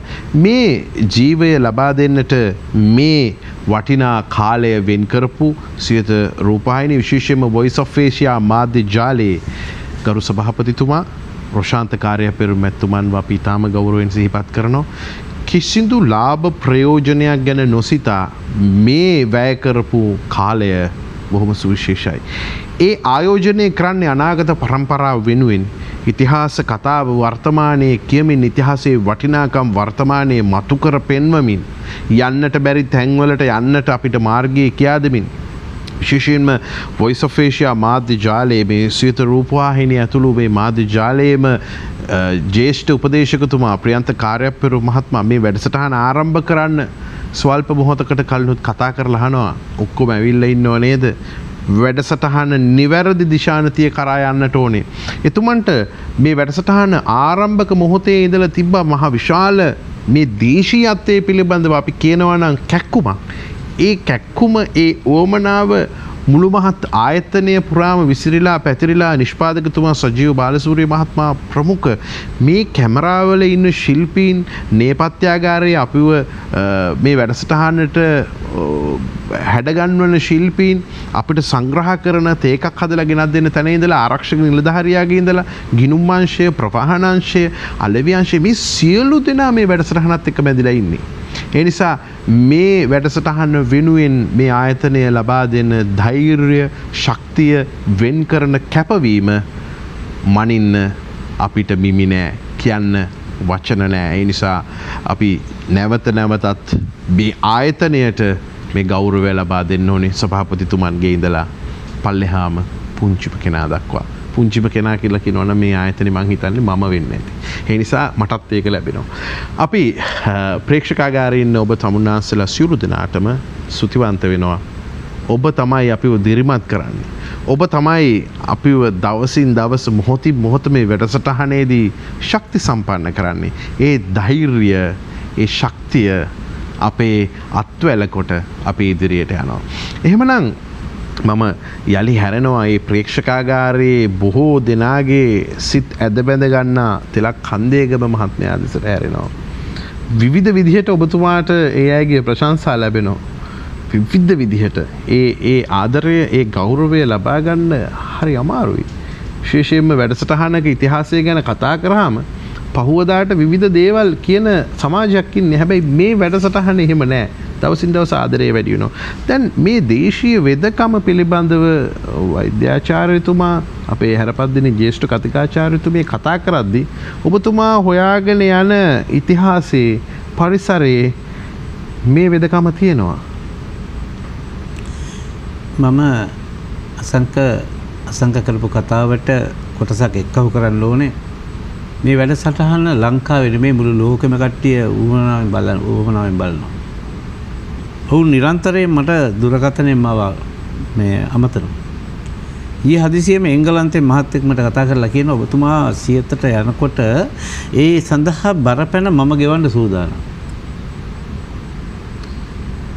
මම කිව්වා අවශ්‍ය නැහැ. මොකද මම සාමාන්‍යයෙන් මාධ්‍යයේදී මගේ යුතුයකමක් හැටියට මම කරගෙන යන්නේ. එයා කියනවා නෑ මම මේ මුදල දාන්න ඕනේ. තුමගේ නම කියන්න මම කැමති නෑ තුමගේ අවසරය නැතුව. හරිද? එහෙම ඉදිරිපත් වෙනවා. ඇයි මේ වැඩසටහනේ වටිනාකමක් තියෙන හින්දා. ඒ හයිය තමයි මුදල නෙවෙයි. ඒ හයිය තමයි මෙතෙන්ද එන්න අපිට මම හිතන්නේ ධෛර්යය දෙන්නේ. මුදලින් ගණන් කරන්න බෑ. මොකද කීයද අද ඔබතුමා පිටත් උනේ එහෙන්? මම අද උදේ 6:00 වෙනවා එතන එළියට ඇවිල්ලා ඉවරයි. දැන් 6:00 එහෙන් ඇවිල්ලා අද යනකොට කීය වෙනවද? අපි සාමාන්‍යයෙන් ගමනාන්තය කියන්නේ දල වශයෙන්. දල වශයෙන් 10:00 පයින්නවා. මුළු දවසක් මේ වෙලෙන් කැප කරනවා. ඒක මගේ යුතුයකම. ඒක යුතුයකමක්. මම හෙලයක් හැටියට මම මේ හෙලයට කරන මෙහෙවර ඒක. ඒ හින්දා මම ඇයි මං මේ වැඩේට මෙච්චර මැදිහත් වෙන්නේ? මම අර ඉතිහාසය හොයාගෙන යන ගමනේදී මම මවිතයටපත් වෙනවා. ඇයි මේ ඉතිහාසය හරන්නේ නැත්තේ? සහ ඔබ විවිධ මාධ්‍ය ආයතනත් එක්කත් වැඩ කරනවනේ කාලයක් තිස්සේ. ඔව්.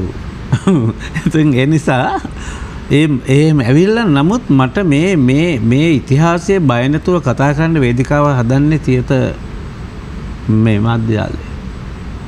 බය නැතුව කතා කරන්න පුළුවන්කමක් තියෙනවා. අද වෙනකම් මට මේකට ගල් පාරක් එන්නේ නැහැ. කොහෙන්වත් සමාජයෙන් ආවේ නැහැ. ඒ කියන්නේ සමාජයේ බලාපොරොත්තු වෙන දේ මට දෙන්න පුළුවන්කම තිබිලා තියෙනවා.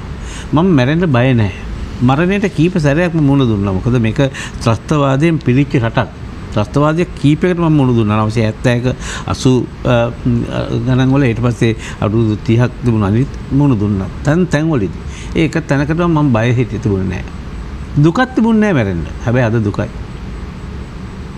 අද මරණය පිළිබඳ මට දුකක් තියෙනවා. දුක තියෙන්නේ මම මේ හොයන්න පටන් ගත්ත මේ ඉතිහාසය මගේ ඉතුරු ජීවිතයේ තියෙන අවුරුදු 19 කාලය තුලදී අවසන් කරන්න බැරි බව මම හොඳටම දන්නවා. ඒ හින්දා මරණය පිළිබඳ දුකක් තියෙනවා. වෙන කිසි දෙයක් නැහැ. මේකේ මම දැන් අද වෛද්‍යවරු දෙන්නෙක් ඉන්නේ. වෛද්‍යාචාර්යවරයා. වෛද්‍යාචාර්යතුමිය සහ වෛද්‍යාචාර්යතුමා. හරි වෙදදුරු තවත් පාදකම ගත්තොත් එහෙම. මේගොල්ලන් ඉස්සරහා මම වෙන පැත්තකට මේ විෂය ඇදගෙන යනවා නම් හරි නෑ. එහෙනම් මම මේ වෙදකම ගැන හදාරපු දේ. අද මම හිතන්නේ මෙතනදී මම කතා කරන්න ඕනේ. වෙදකම ගැන මම ඉපදිච්ච පැත්තේ තියෙන ලොකුම වෙදකම එක දන්නවා. අපි කියන්නේ අඹමල්ල වේද මහත්තයා කියලා. එහෙමයි එතුමා අපේ පැත්තේ ප්‍රසිද්ධ තියෙන්නේ. මමත් එහෙ එක්කෙනෙක්. අඹමල්ල වේද මහත්තයා.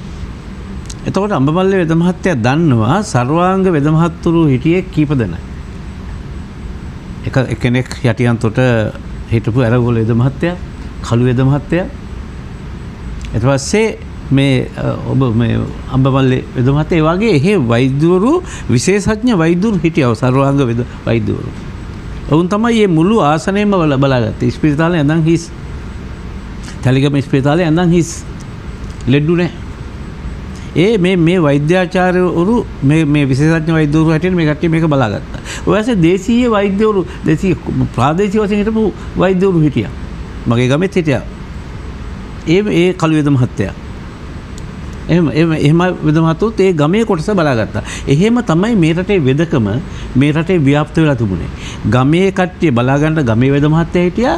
ගමේ වේද මහත්තයාට කරගන්න බැයි නම් අර විශේෂඥ වෛද්‍යවරු ගාවට ඒගොල්ලෝ යොමු කරනවා. ඒ විදිහට ඒ වෙදකම අපේ රට පුරාම පැතිරලා තිබුණ හින්දා මේ වෙදකම ගැන මට හොයන්න හිතුණා. වැඩිපුරම මම මැදිහත් වෙන්නේ ගස් වෙදකමට. අපේ පැත්තේ වහිනවා හැමදාමත් වහිනවා. මොර ගස් රමුටන් ගස් පල්ලේ පාත් වෙනවා මිනිස්සු. ඒ ගහෙන් වැටෙනවා කියන්නේ ගහෙන් පාත් වෙනවා. ගහෙන් පාත් වෙච්ච ටගේ අතපය කැඩෙනවා. එතකොට අපිට තියෙන ලොකුම වෙදකම තමයි මේ කැඩුම් බිඳුම් වෙදකම. කලාතුරකින් සර්පයෙක් ගහන්නේ. ඒක ඉතින් කරුමයකට සිද්ධ වෙන දෙයක්. සර්පයා හඳුනන අපේ ගම්වල මිනිස්සු. එයාගෙන් බේරෙන්නත් දන්නවා. එයා ඉන්න වෙලාවක් දන්නවා. ඒගොල්ලෝ ඒකෙන් බේරෙන්න දන්නවා. ගහෙන් පහත් වීම සාමාන්‍යයෙන් කරුවා බලාපොරොත්තු වෙන්නේ නැති දෙයක්. ඊට පස්සේ ගහුරුවට ගහින් වන්න කියලා ආරංචි එනකොට අපිත් දුවනවා. අපිත් දුවන්නේ උදව් කරන්න. අපි දන්න අය අපි එක එක බෙහෙත් අරන් දුවන්නේ. ඒ කියන්නේ අපිත් මේ ගස් කොළන් හඳුනනවා. ඒකට අවශ්‍ය වෙන වෙදකමට ගෙනියන්න ඕන දේ දන්නවා. හැම එක්කෙනාම තමන්ට පුළුවන් විදිහට කරන් දුවන. මට මතකයි එක්කෙනෙක් උණ ගහක අර පැලයක් කපාගෙන දුවන. උණ ගහේ අර පොඩි මොටෙයියා. එක්කෙනෙක් තව ගොළුබෙල්ලෙක් කරන් දුවනවා. එක්කෙනෙක් බිත්තරයක් කරන් දුවනවා. ඇයි ඒවා මොනවට කියලා දන්නේ ගෙනියන්න ඕනේ බව දන්නවා. ඒක දන්නේ වෛද්‍යාචාර්යතුමයි. මොකද ඌ ඉල්ලනවා එතනදී අරවා ඕනේ මේ ඕනේ. ඒකෝද මේ වෙදකම හැදෙනවා. ඒ වෙදකම අතිශයින් හංගපු කොටසක් තියෙනවා. ඒක මම මෙතෙන්දී කීයටවත් කියන්නේ. ඒකේ රහසක් තියෙනවා. ඒ රහස හැටියටම තියෙනවා. මොකද ඒ වෛද්‍යාචාර්යතුමාලාගෙන් ඒ ගැන අහනකොට ඒක විස්තර කළා. ඒක තව දුරටත් එහෙම එළියට දාන එක හොඳ නැහැ. රහසක් හැටියට තියාගන්න නෙමෙයි. එහි තියෙන මහා පුදුමාකාර හැංගිච්ච ඇත්තක් තියෙනවා. එතකොට ඒ හින්දා හුඟක් වෙලාවට දන්නේ අපි කැඩුම් බිඳුම් වෙදකමටයි මම සම්බන්ධ වෙන්නේ. ඒක තුල මම ශාක හඳුර ගන්නවා ගස්. ඒ ඖෂධීය ශාක ටික හඳුර ගන්නවා. එහෙම තමයි මම හිතන්නේ පරිසරවේදියෙක් හැටියට අවතීර්ණ වෙන්නේ මේ පරිසරයේ ශාක හඳුනා ගැනීමට. ඒ හඳුනාගන්න කම මට මදි. ඒ මදි හින්දා තමයි මම කිරියල්ලේ ඥාන විමල හමුදුරෝ. මම කවදාකවත් දැකලත් නැති. නමුත් මගේ හදවතේ ඇඳිලා තියෙන ඒ පින්තූරය ඒ හමුදුරෝගේ දේශීය වෛද්‍ය ශබ්දකෝෂය කියවන්නේ ඒකට. මේක හදානකොට මම තවත් මවිතයටපත් වෙනවා. මේ තරම් දැනුමක් කොහොමද අපි ගාව තිබුණේ? සාක ටික හඳුනගන්න. ඒ සාකවල විශේෂ සාක ගැන වෙනම හැඳින්වීමක් තියෙනවා ඒකේ. කඳුලැස්ස ගැන කතා කරනකොට කඳුලැස්ස සාකය මේකය. මෙහි ගුණය මේකය. එහෙම. එතකොට එවැනි ඒ හඳුනාගෙන ඒක යනකොට තමයි වෙදකම ඉගෙන ගන්න ඕනේ මුලින්ම. එතකොට ඒ වෙදකම ඉගෙන ගන්න වෛද්‍ය අපේ කල්වේද මහත්තයාගේ සහෝදරයා අපේ පන්සලේ පිරිටපු ස්වාමීන් වහන්සේ පස්සේ සිවුරුවා ඉන්නවා. එතුමගේ වෙදපොත් හදාරමින් එතුමත් එක්ක සාකච්ඡා කරමින් හඳුනා ගන්න හදනවා මම වෙදකම. ඒක සේරම වෙදකම හදාරගමින් ඉගෙනගෙන වෛද්‍යවරයෙක් මට්ටමට දැනුම තිබුණත් මට වෙදකම කරන්න අයිතියක් නැති බව මම දන්නවා. අයිතියක් නම් මම ගුරු අරන් ගන්න ඕනේ. අන්න එතන තමයි අපි හිතන්න ඕනේ. ගුරු අරන් ගත්තේ නැතුව වෙදකමක් කළොත් ඒක හරියට ප්‍රතිඵල නැහැ. ඒ නිසාම තමයි මේ වෙනකොට බොරැල්ලේ ආයුර්වේද වෛද්‍ය විශ්වවිද්‍යාලේ ශිෂ්‍යයෙක් එතන උපාධිය ගත්තට පස්සේ ගුරුවරයෙක් ගාවට යවන්නේ කාලයක් මේ ගුරුවරයා ගාව හික්මිලා ගුරුවරයාගෙන් ගුරු අරන් ගන්න. ගුරු අරන් ගන්න නම් ගුරුවරයාට පුදුම අනුකම්පාවක් මේ ශිෂ්‍යයා ගැන ඇති වෙන්න ඕනේ. ඒ ශිෂ්‍යයා ගැන අනුකම්පාවක් ඇති වෙච්ච වෙලාවේ ඔළුව අත ගෑවොත් ගුරු අරන් හරි. ඒක විද්‍යුත් තරංගයක්. ඒ විද්‍යුත් තරංගය යට අවතීර්ණ වෙන්න ඕනේ. හිතපත් වෙන වෙලාව. හිතපත් වෙන වෙලාව. හොස් ගාලා හිතපත් වෙනවා. මන් දන්නේ මේ ශිෂ්‍යයන්ට ඒක කියලා දීලා යනවාද? ඒක ඒගොල්ලෝ ගාව තියනවද කියලා මම දන්නේ නැහැ. තාත්තගෙන් පුතාට විද්‍යුත් තරංග යනවා. ඒක තමයි වෛද්‍ය පරම්පරාව මෙරට ගියේ. ඒවා මේ පොත් තොරකම් කරලා අරන් ගිහිල්ලා ඒ වෙදකම yaadෙන්නේ නැහැ කවදාකවත්. අම්මගෙන් පුතාට ගියෙත් වෙදකම ඒ විද්‍යුත් තරංගය හරහා. මේ ටික වැටහෙනකොට මට මේ විද්‍යුත් තරංගය විදනවා තරංග විද්‍යාව හදාරන්නේ මම. එකින් එකට මම ගැට ගහිලා යනවා. તો තරංග විද්‍යාව යනකොට තමයි මම සූර්යාගේ තරංගය හඳුනා ගන්න උත්සාහ ගන්නේ. සූර්යාගේ තරංගය ග්‍රහලෝක හරහා පරාවර්තන වෙන්නේ කොහොමද කියන හඳුනා ගන්න යන්නේ. ඒ පරාවර්තන වෙන්නා වූ ආලෝකයේ එක එක ගස්වලට සුවිශේෂී බව වැටහෙන්නේ එතකොට. එහෙමනම් මිනිස්සු හැදලා තියෙන වාපිස් සෙම් වලින් නම් ඒ වාපිස් සෙම් සංකලනය ඔහුගේ කේන්දරය ගත වුණාම ඔහු ඉපදිච්ච ස්ථානයේ කේන්ද්‍ර කරගෙන දල තාරකා සැලැස්ම ගහලා ඇවිල්ලා තියෙනවා. ඒක තුල මොහුගේ ඇඟේ තියෙන සෙම තත්ත්වය මොකද්ද? වාතයේ තත්ත්වය මොකද්ද? පිත්ත තත්ත්වය මොකද්ද? වාතයයි පිත්තයි දෙකම එකට වාත පිත්තකාරයේද? මේ සියල්ල අමුතුම කතන්දරයක්. මම හිතන්නේ මේ වසී වෙනවා මේ තාරකා විද්‍යාවට. අපි ගාව තිබුණා. එදා ඉඳලා මම පාරේ යනකොට මිනිහෙක් දිහා බලාගෙන බලනවා ඔහුගේ ගතිගුණ. යන වාත පිත්තකාරයෙක්. මට තේරෙනවා. උත්සාහ ගන්න ඔහුගේ කේන්දරය හොයාගන්න. හුඟක් අය කොල්ල කේන්දරේ නැහැ. ඊට පස්සේ මම එයාගේ කේන්දරේ සංසාරයෙන් එයාරන් අපු කේන්දරේ අතේ තියෙනවා. ඉතින් රේඛා ශාස්ත්‍රය මට ඉගෙන ගන්න සිද්ධ වෙනවා. ඇයි? ඔහු ගාව කේන්දරේ නැත්නම් ඔහු හඳුනා ගැනීම සඳහා මේක අවශ්‍යයි. මම ඒකයි රේඛා ශාස්ත්‍රය ඉගෙන ගන්නේ. අතේ තියෙන ප්‍රධාන රේඛා තුනකින් මට ඔහුගේ කේන්දරය කියවන්න පුළුවන්. තව අවුරුදු 19ට වැඩි නම් තියෙනවා. හැබැයි අර දැක්කහම මම දන්නේ නැහැ. මම දුක උතෙන්ද. ඒ ආශිර්වාදය අනිවාර්යෙන් මේ මුළු රටේ ලෝකෙ මිනිස්සුන්ගේ ලැබෙනවා. මේ සියලුම දෙනාට වැඩසටහනට සහභාගී වෙන්න. ඔව් සමහරවිට කඳුළු වැටෙන තරමට තනියම කල්පනා කරනකොට මේ තරම් දක්ෂ දැනුමක් තියෙන જાතියක්ද මේ පල්ලයට වැටෙන්නේ. ඒ හින්දා මම ඒ අත දිහා බලලා එයාගේ කේන්දරේ හඳුනාගෙන විතරක් නෙමෙයි ඔහු යන ගමනේ හැටියට කකුල උස්සන හැටියට ඔහුගේ දේහ ලක්ෂණ අනුව මට හඳුනා ගන්න පුළුවන් ඔහුව. එහෙනම් ඔහු ආශ්‍රය කරන්න මට පුළුවන්.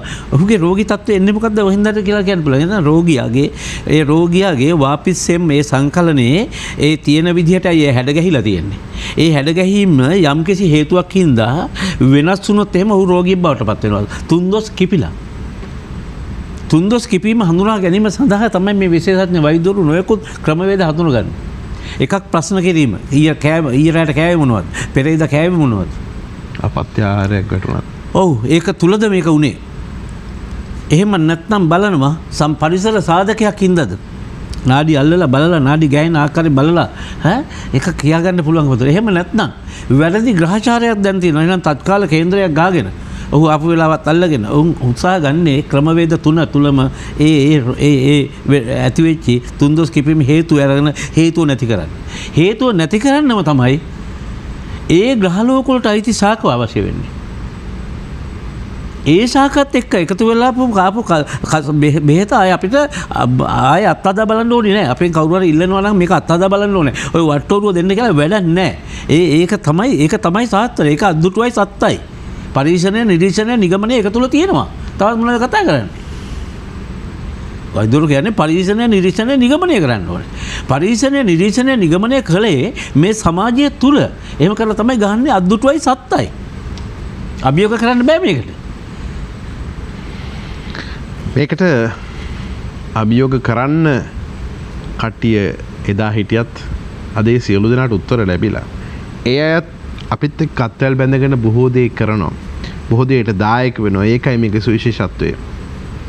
දැන් අපේ ජ්‍යෙෂ්ඨ කතිකාචාර්යතුමිය සජීව හැරපත්දිනිය මහත්මිය දැන් ප්‍රායෝගිකත්වයෙන් මේ රස විද්‍යාව පිළිබඳව රස ශාස්ත්‍රය පිළිබඳව අපේ වෛද්‍යාචාර්යතුමා පැහැදිලි කරා.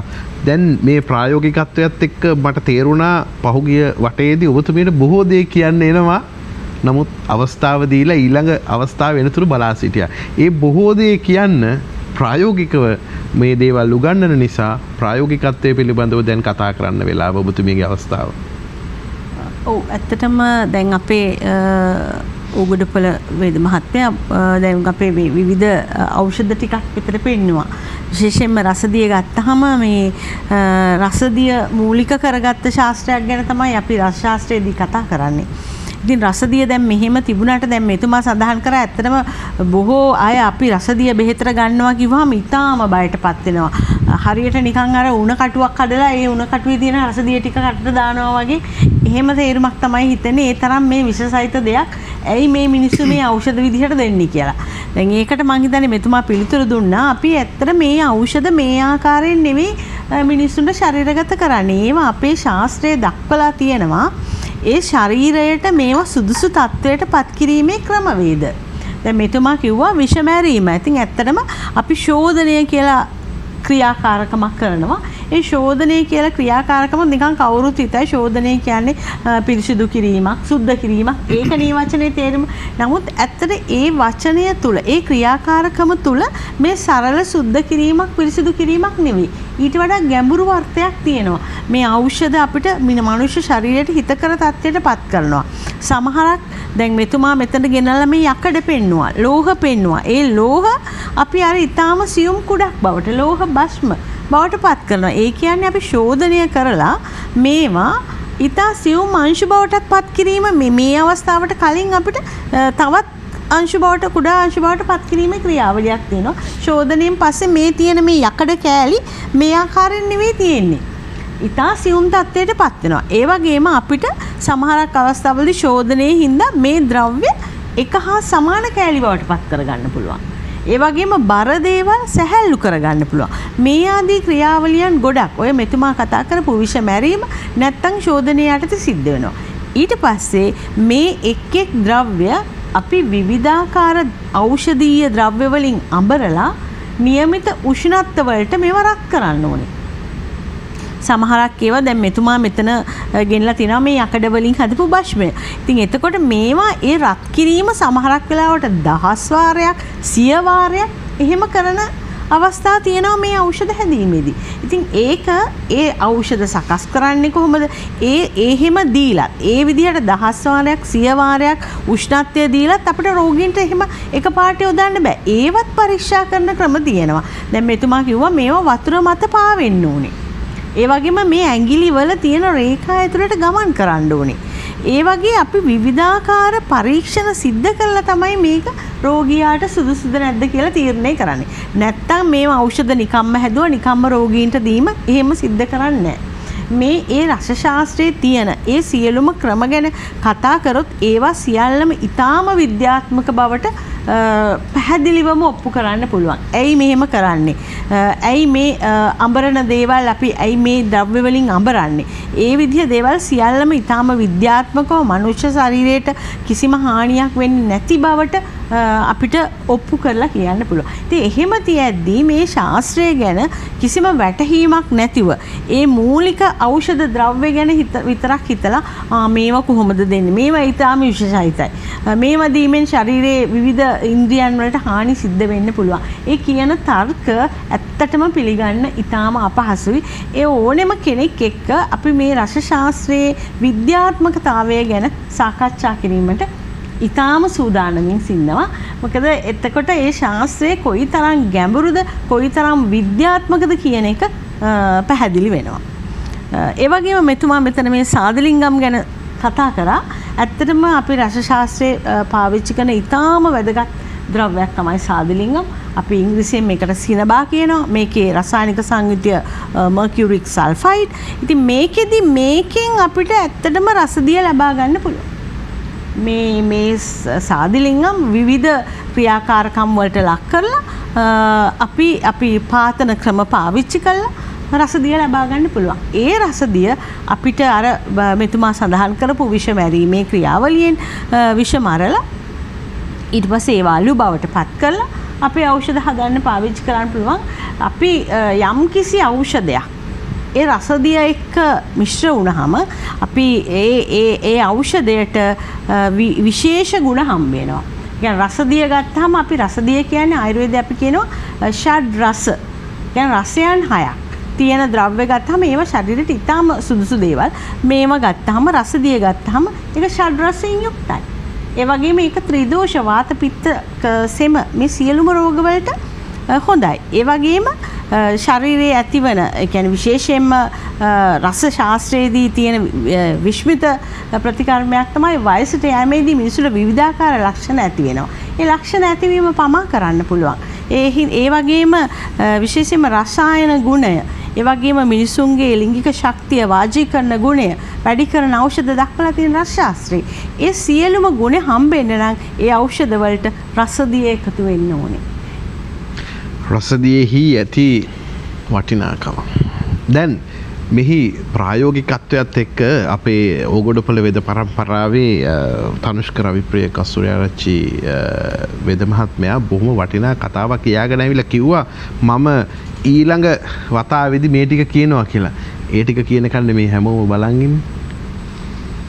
ඊළඟ වතාවේ මේ ටික කියන්නම් දැන් මේ මෙතුමිය කිව්වා රස ශාස්ත්‍රය කියන්නේ මේ මනුස්සයෙක්ගේ අවශ්‍ය ධාරණය කර ගැනීම සඳහා වයස්ථාපන ක්‍රමය ගැනත් විශේෂයෙන් උනන්දුවක් දක්වනවා කියලා.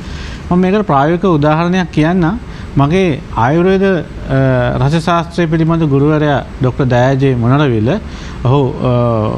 එතුමා කෙරමිණි වෛද්‍ය විද්‍යාලයේ රස ශාස්ත්‍රය පිළිබඳව කටයුතු කරන ගුරුතුමා.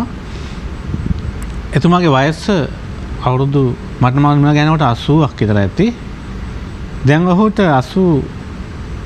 90ක් විතර ඇති. මම ගිය අවුරුද්දට එතුමා බලන්න එතුමාගේ නිවසට ගියා. වාසනාවයි කියන්නේ මට වැඩිය තාම ජව ශක්තිය තියෙනවා.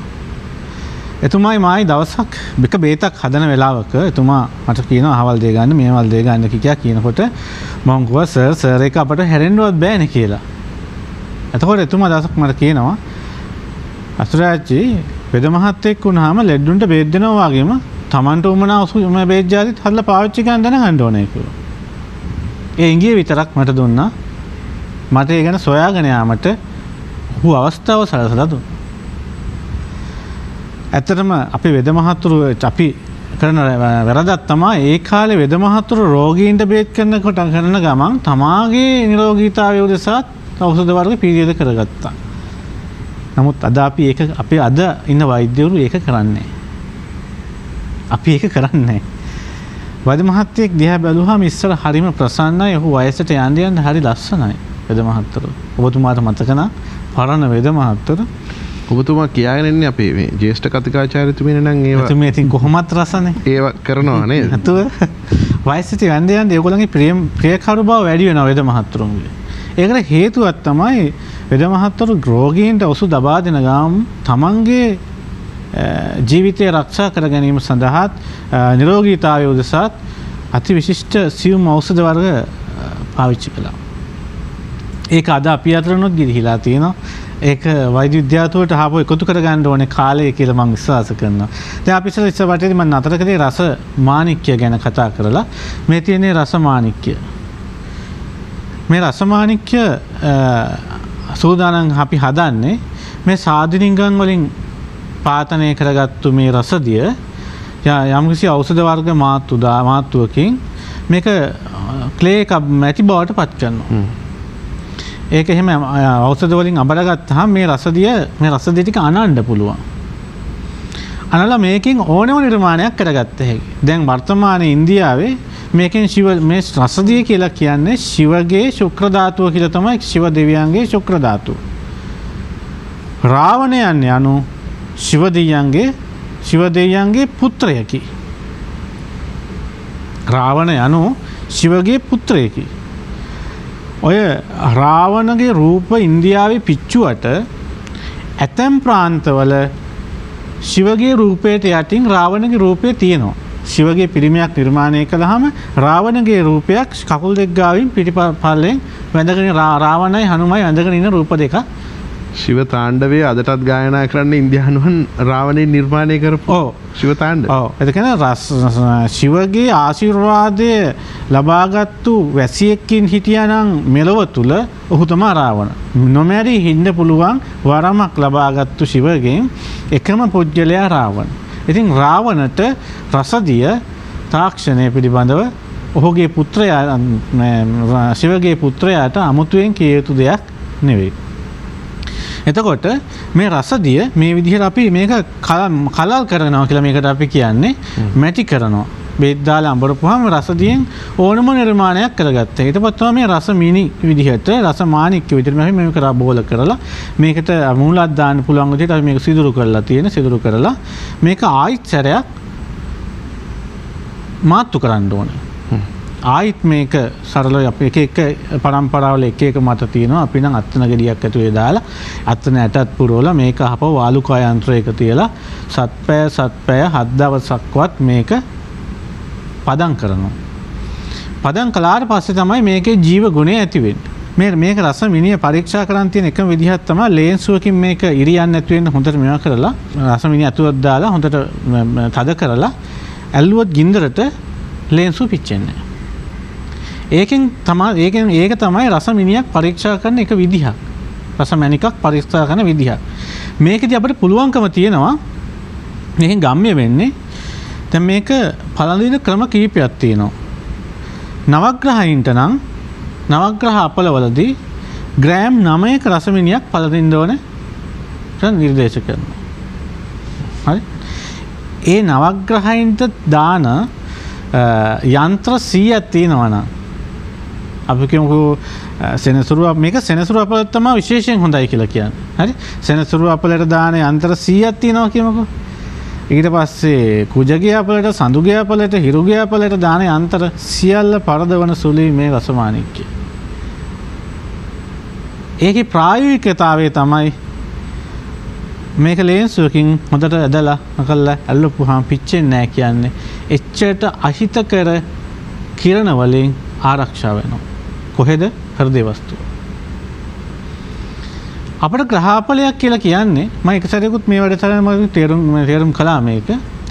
ඒ ග්‍රහලෝකයෙන් එන කිරණ ශක්තිය අපිට ඒ වෙලාවේ ඒ මොහොත වෙනකොට දරා ගන්න බැරි අපේ පෙර ආත්මයේ කරපු කුසල් අකුසල් අනුව අපේ ශරීරයේ ප්‍රතිශක්තිකරණය අඩු වැඩි වෙන වෙලාවල් තියෙනවා.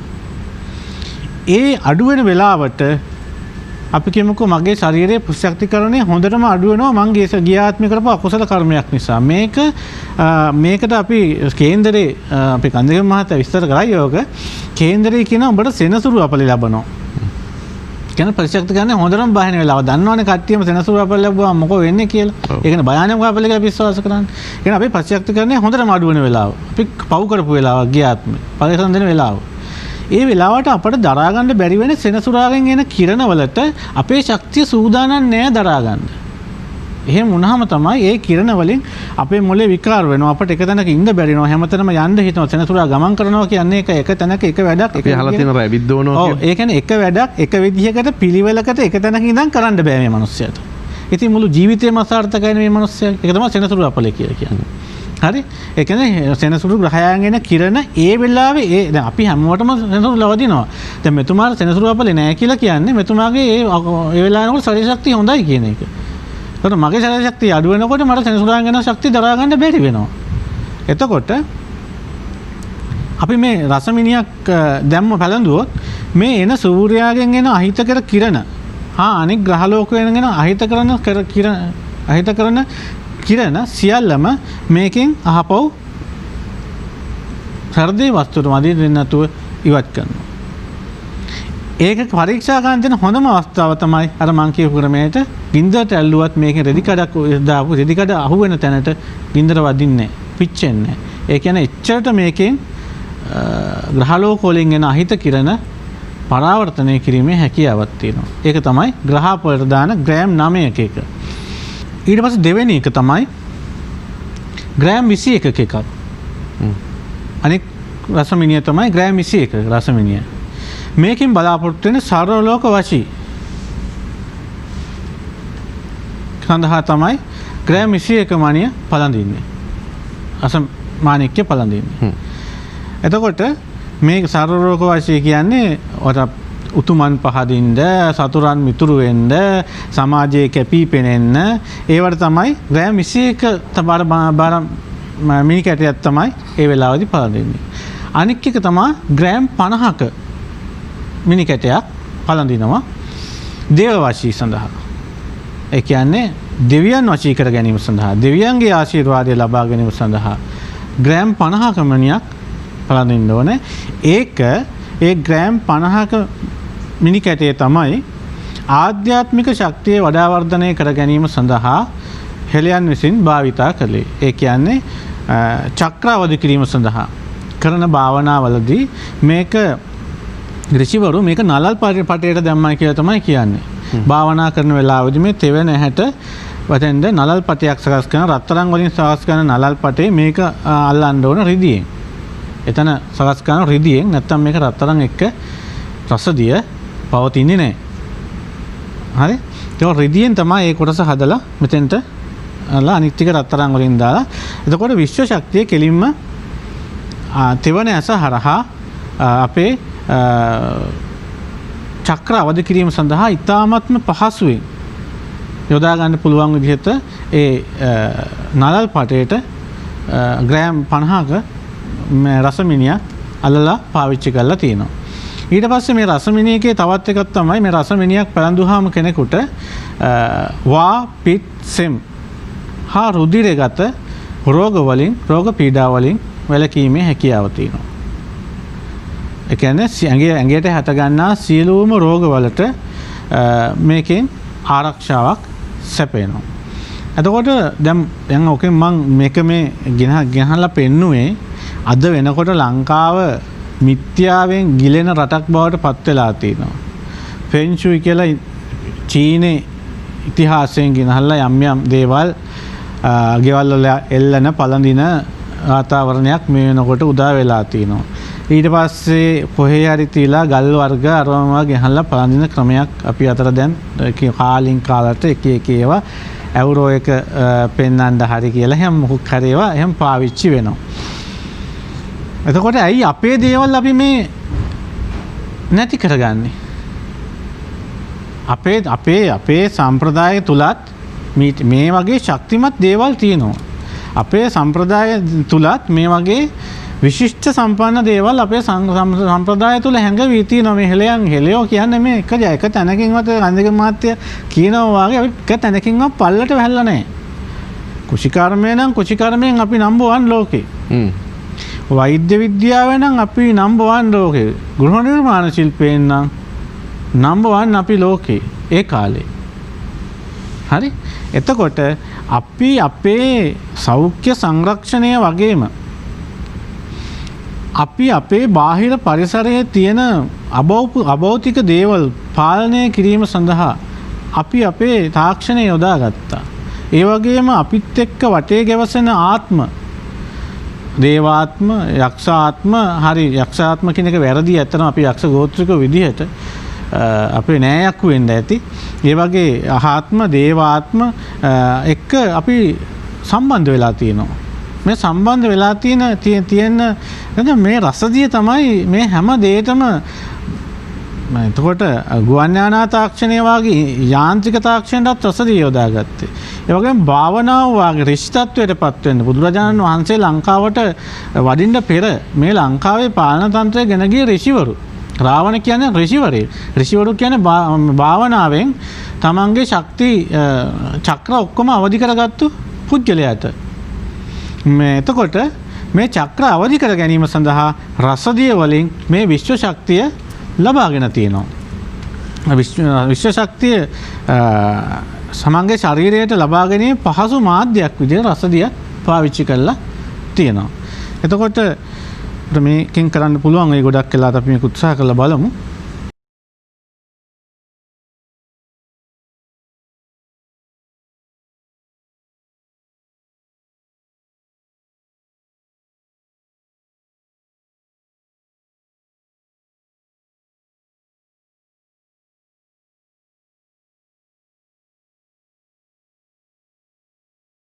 මෙහෙම අල්ලලා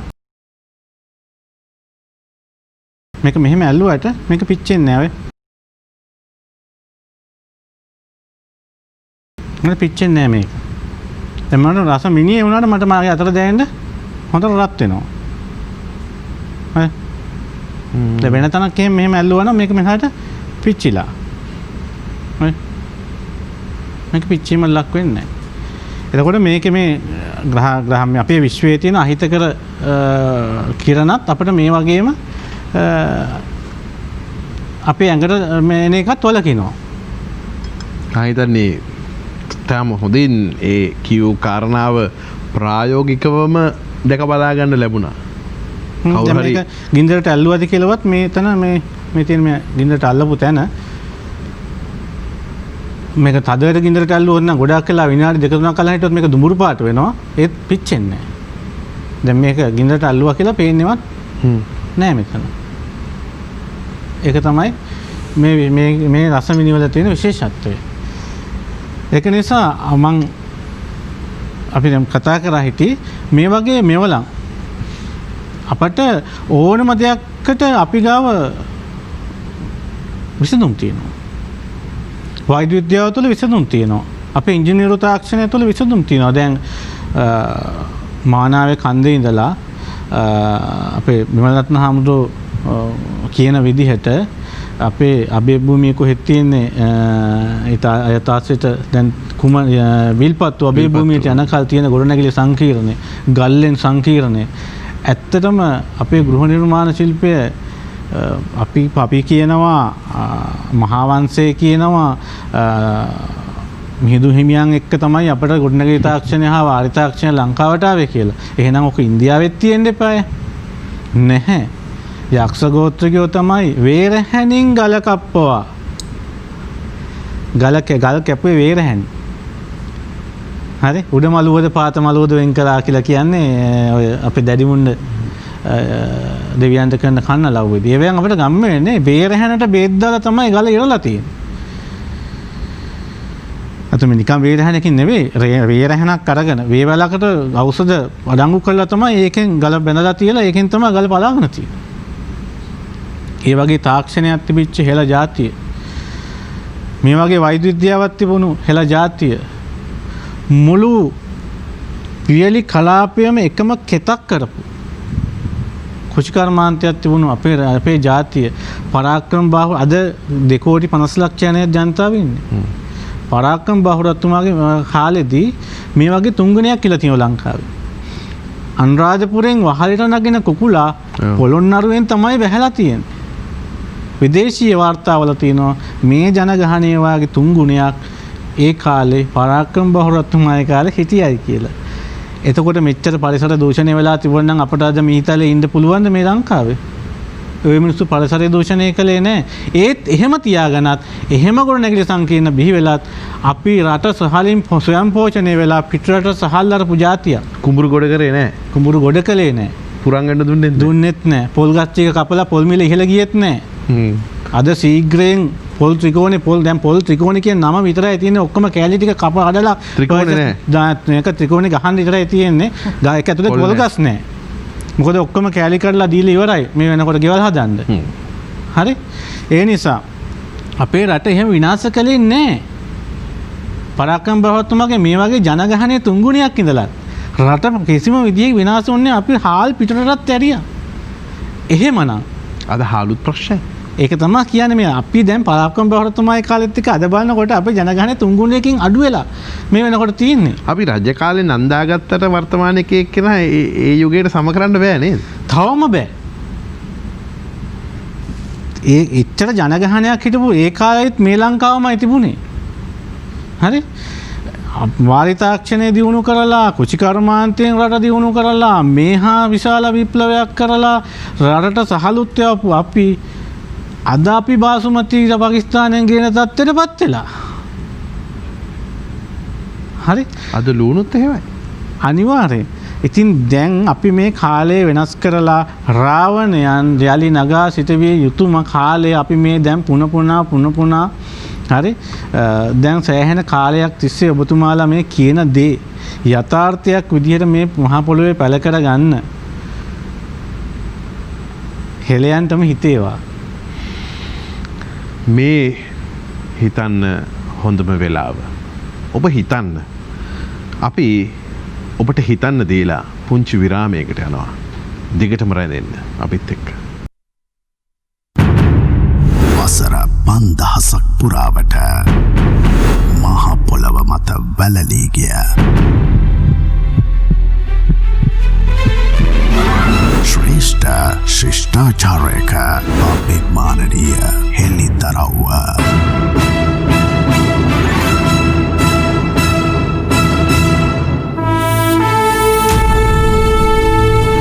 අපට අමතක වගේ අපේ පරපුරේ ලේ උරුමයේ සත්‍ය කතාව රාවණා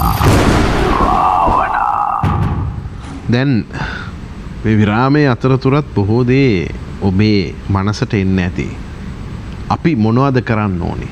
මේක තමයි හොඳම වෙලාව කියලා අපි කළ යුතු දේ තමයි කරන්න ඕනේ.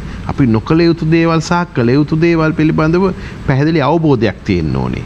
එහෙමනම් අපේ ඕගොඩපොළ වෙද පරම්පරාවේ තනුෂ්ක රවිප්‍රිය කස්තුරිආරච්චි වෙදදුරුතුමා අපේ වර්තමාන ඉන්න ජීවකයානෝ අපිට දෙන පණිවිඩය මොන වගේ එකක්ද දැන් අවසන් විනාඩි කීපෙ ලැබිලා තියෙන්නේ? ඇත්තටම අපි දැන් අපේ ඉතිහාසය ගවේෂණය කරගෙන පතුවට බහින්න ඕන වෙලාව. අපේ සැබෑ ඉතිහාසය හොයාගෙන දුර ගමනක් පිටත් වෙන්න ඕන වෙලාව. දැන් අපි පිටත් වෙලා තියෙන මේ ගමන. දැන් මේ ගමනේදී අපිට සොයාගත යුතුයි නිවැරදිතාවය කියන එක. ගොඩක් කට්ටිය මේ ගමන යන්න පිටත් වෙලා මම්මුලා වෙලා ඉන්නවා. Facebook එක ගත්තත් දුහාමුදුත් මෙහි ඉපදුනා කියන තත්ත්වයට එනකල්ම සමහරු මම්මුලා වෙලා ඉන්නවා. නමුත් මානවයේ හාමුදුරන්ගේ එහෙම යක්ෂ ගෝත්‍රික වචන වලින් ලියපු ඒකා ඉඳන් පැවතෙන ඓතිහාසික ලේඛන වලින් බුදුරජාණන් වහන්සේ දීර්ඝ කාලයක් ලංකාව තුළ වැඩ සිටි බව අපි දන්නවා. ඒ වගේ නිවැරදි මාතෘකා යටතේ නිවැරදි අදිතාලමක් දමාගෙන නිවැරදි කරුවන් සොයාගෙන වල්මත් වූවන් පසුපස නොගොස් අපි අපේ ඉතිහාසය ගවේෂණය කරමින් පතුලට කිඳා බැති අවස්ථාව. අපිට බෑ හැම ශ්‍රේෂ්ඨයකම අපි මේ හැම ශ්‍රේෂ්ඨයකම ඉන්න පුද්ගලෝ හැම ඒගොල්ලන්ට අදාළ ශ්‍රේෂ්ඨ වලින් ඉතිහාසය කරා පීනගිය යුතුයි. දැන් මමයි හැරපද්දනිය මැඩම්නේ අපි දේශීය වෛද්‍ය විද්‍යාව ගැන මෙතුමා කෘෂිකර්මය ගැන අපි මාවත් දිගේ පහළට ගමන් කළ යුතුයි. දැන් ඇත්තටම දේශීය වෛද්‍ය විද්‍යාවේ අපට මූලධර්ම පිළිබඳව ලොකු අඩුවක් තියෙනවා. අඩුවක් නෙවෙයි ඒක එක්තෙන් කරලා නැති මූලධර්ම තියෙනවා. දැන් මම මේ දවස්වල පොත සම්පාදනය කරමින් යනවා දේශීය වෛද්‍යකමේ මූලධර්ම කියලා. මෙතනදී හරි අභියෝගතාවයකට මුහුණ දෙන්න සිද්ධ වෙනවා. දැන් හැරපද්දනිය නෝන මහත්තයා කියයි ඉස්සරහට අපි ප්‍රමේහය කියන්නේ එකක්. ආයුර්වේදීය ප්‍රමේහය කියන්නේ තව එකක්. අපි ප්‍රමේහය කියන්නේ වාදම් වලට සම්බන්ධ කොටසකට. අපි වාදනුයි ප්‍රමේහයි අපිට එකට යන්නේ. නමුත් මෙතුමියලා ප්‍රමේහය කියලා ප්‍රමේහ 20ක් ගැන හඳුන්වනවා. ඒකට අපේ ප්‍රමේහය ඒ ප්‍රමේහ දෙක. සමහර මූලාශ්‍රවලදී අපට ආයුර්වේදය විසින් දේශීය වෛද්‍යයේ මූලධර්ම ගිලගෙන අවසන් කරපු අවස්ථාවක් අහු වෙනවා. ඒක තමයි එකක් මට දැන් හම්බෙලා තියෙන කුෂ්ඨ රෝග. කුෂ්ඨ රෝග වලට අපිට කඩුවිගම් කියන මාතෘකාව විතරයි සිංහල දේශීය වෛද්‍ය ක්‍රමේදී තියෙන්නේ දැන්. ඒකයි සුදු කබරයි කියන එක. අනෙක් සේරම අපේ වෙදකම තියෙන්නේ මූලධර්මයේ විදිහට හඳුන්වා දීම කරන්නේ ආයුර්වේද නමකින්. නමුත් රක්තයට එතන ඉඩක් දීලා තියෙනවා අපේ. රක්තජ වලින් හැදෙන වෙනම කුෂ්ඨ රෝග ගැන පොඩි විස්තරයකුත් තියෙනවා.